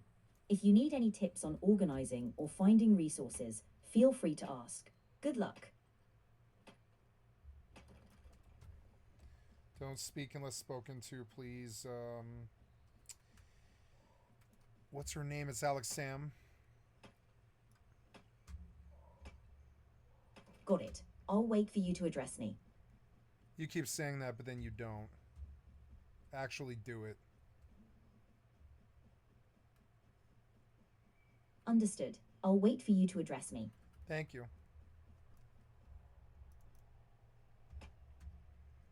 You're welcome.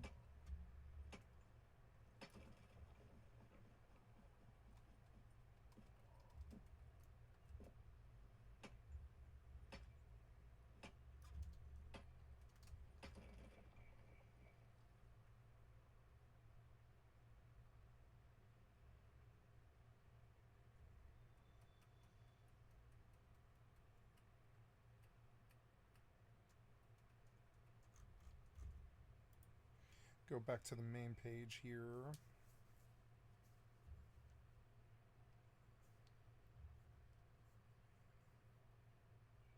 If you need anything, just let me know. I need you to not speak unless spoken to.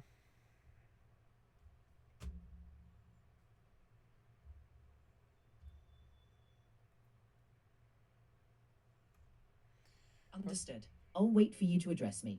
Uh-huh. So add to queue, add to queue, add to queue, then go back.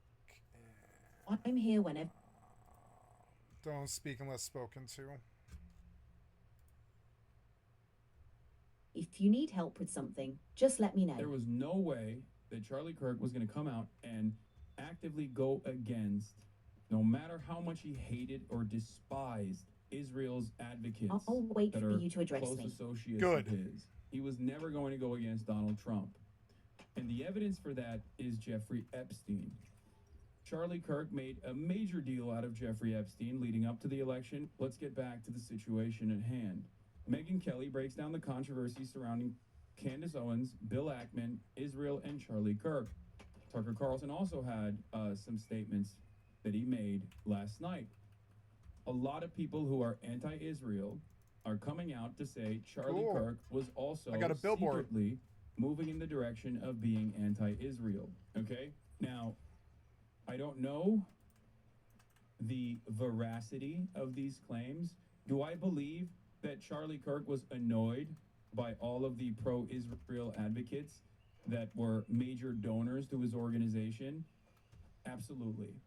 Do I believe that Charlie Kirk recognized that the landscape was shifting underneath his feet, especially as it pertains to Gen Z right-winger opinions on Israel, and he was trying to desperately manage that back and forth by highlighting anti-Israel Republicans such as Tucker Carlson or anti-Israel libertarians such as Dave Smith? Absolutely. Do I believe that the gray zone reporting is correct, especially as it pertains to how angry Zionist advocacy organizations got when they saw Charlie Kirk even offer any talking time to the likes of Tucker Carlson, even if it was, from Charlie's own estimation, for the greater good from his perspective, right? The idea that, like, there is ideological diversity within the right. That's a good thing for the right project. okay, for the right movement, for the conservative movement in this country. But he was very frustrated because he was a firm and committed supporter of Israel. That much is clear, okay? He was always a firm and committed supporter of Israel. No, he did not say they were ethnically cleansing Gaza. He said the famine was fake. He said it's fake. He has always been antagonistic to the pro-Palestinian position. He said Palestine is not real. He's made jokes about how I used to often say, if you, to gay people, like, if you were gay in Palestine, Hamas would throw you off a roof. Well, there are no roofs in Gaza anymore because those stupid Muslims decided to with the Jews. So I know he said Israel's intentions were to try in the Gaza Strip. That was immediately after October 7, and that was on the Patrick Bet-David show. Please, he said it to Patrick Bet-David, and I think he said it early on in 2023. His position after that was pretty obvious. You can recognize that Israel was going to the Gaza Strip and also simultaneously think that is a good thing, okay? Anyway, all of these things can be true at the same time. Charlie Kirk could have been incredibly annoyed, for very good reason, with the envoys of Israel that were donors of his that were demanding complete fealty in return for their investment. This is stuff that he's mining one with me. Could expect The just by bear is having mining one with me. conversation, or just by encountering one conversation with a pro-Israel person. Okay, the sheer arrogance, the sheer sense of entitlement, and demands for unconditional loyalty, partnered up with the how dare yous, you are Hamas and you are anti-Semitic, is instant. Okay, it's instant. So all of those things are most likely true. Okay? The example I will use is of Bill Clinton. Bill Clinton and George W. Bush despised, on the record, despised Benjamin Netanyahu and Israel in general, like Israeli politicians in general. And yet, they obviously kept up the unconditional loyalty and support to Israel. So the notion that these people hate how annoying Israeli envoys are is still true, just like what their actions in the direction of unlimited loyalty to Israel is also true, okay? Having said that, I find myself in this unique predicament where on the one hand, I think that it's not totally and utterly insane to assume that Israel would engage in a high profile on U.S. soil even, okay? Like, that much is true. Israel has done increasingly more ridiculous things, okay? They have no care or consideration for international law, or they feel unstoppable, right? And they are desperate right now because they are a global pariah. But even then, the thing that I take issue with is the notion that Charlie Kirk was getting cold feet on his support for Israel and was going to publicly turn on Israel. And that was going to create a faucet of anti-Israel sentiment amongst the Gen Z right. The reason why I take issue with that is twofold. One, Charlie Kirk does not command the attention of the Gen Z right in the ways that you think he does. He is not capable of hypnotizing them, okay? And perhaps even more important than that is that Charlie Kirk was not going to sidestep the Trump administration. That is the most consequential aspect of this speculation. The notion that Charlie Kirk was going to sidestep Israel or go against Israel publicly is silly. And the reason why it's silly is because Charlie Kirk was not going to go against Donald Trump. And Donald Trump is the #1 dick rider of Israel. Maybe #2 after Joe Biden. Okay? There was no way that Charlie Kirk was going to come out and actively go against, no matter how much he hated or despised Israel's advocates that are close associates of his. He was never going to go against Donald Trump. And the evidence for that is Jeffrey Epstein.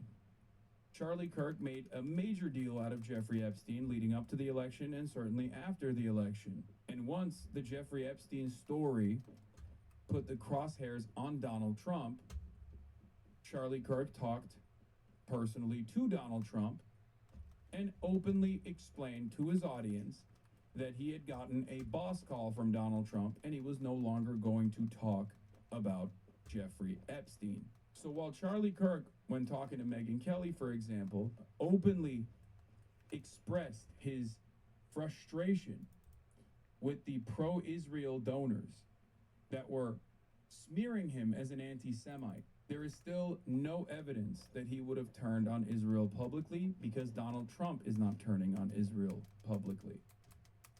Okay? So there is totally a world where Charlie Kirk was trying to keep the loyalty of the anti-Israel right in an effort not to lose all of that audience to the likes of Nick Fuentes, someone he avoided deliberately, right?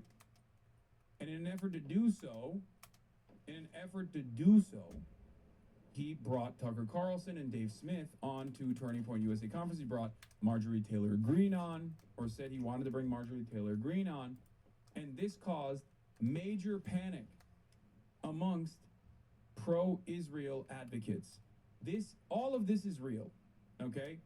And it's not even hidden because there were articles written about the discontent that they felt with Charlie Kirk in the aftermath of allowing these conversations to take place. There were Jewish publications, there were Israeli publications that wrote about Charlie Kirk and how menacing it was and how dangerous this was.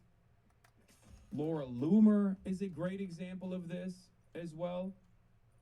Laura Loomer, who famously, a couple days prior to Charlie Kirk's, put out a tweet saying Charlie Kirk is betraying MAGA, Charlie Kirk is betraying the movement and betraying Donald Trump after Donald Trump gave him a platform. All of that came very publicly in the aftermath of Charlie Kirk even allowing Tucker Carlson to speak, okay? Do you understand? But once again, as Sina Tusi also points to, what's striking isn't the conspiracies, it's the scale. Candace Owens' video on Charlie Kirk and Israel from yesterday has 7+ million views. Forget the Beltway or legacy media. The grassroots conservative base is openly fracturing on Israel in a way unimaginable even a few months ago. Okay? They are lying about Charlie Kirk, and they're using this, like Candace Owens, Matt Gaetz, Tucker Carlson, and numerous other content creators, numerous other commentators, high-profile commentators that have a lot of 170K. Yes, please. Who have Yeah. their ear to the ground.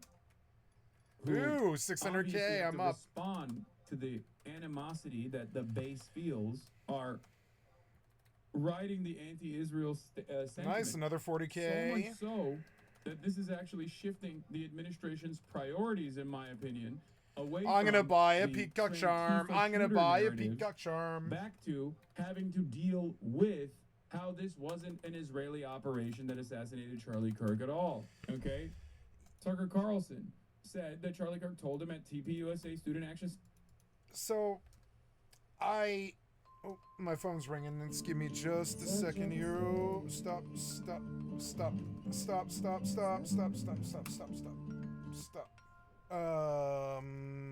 Give me just a second. Just a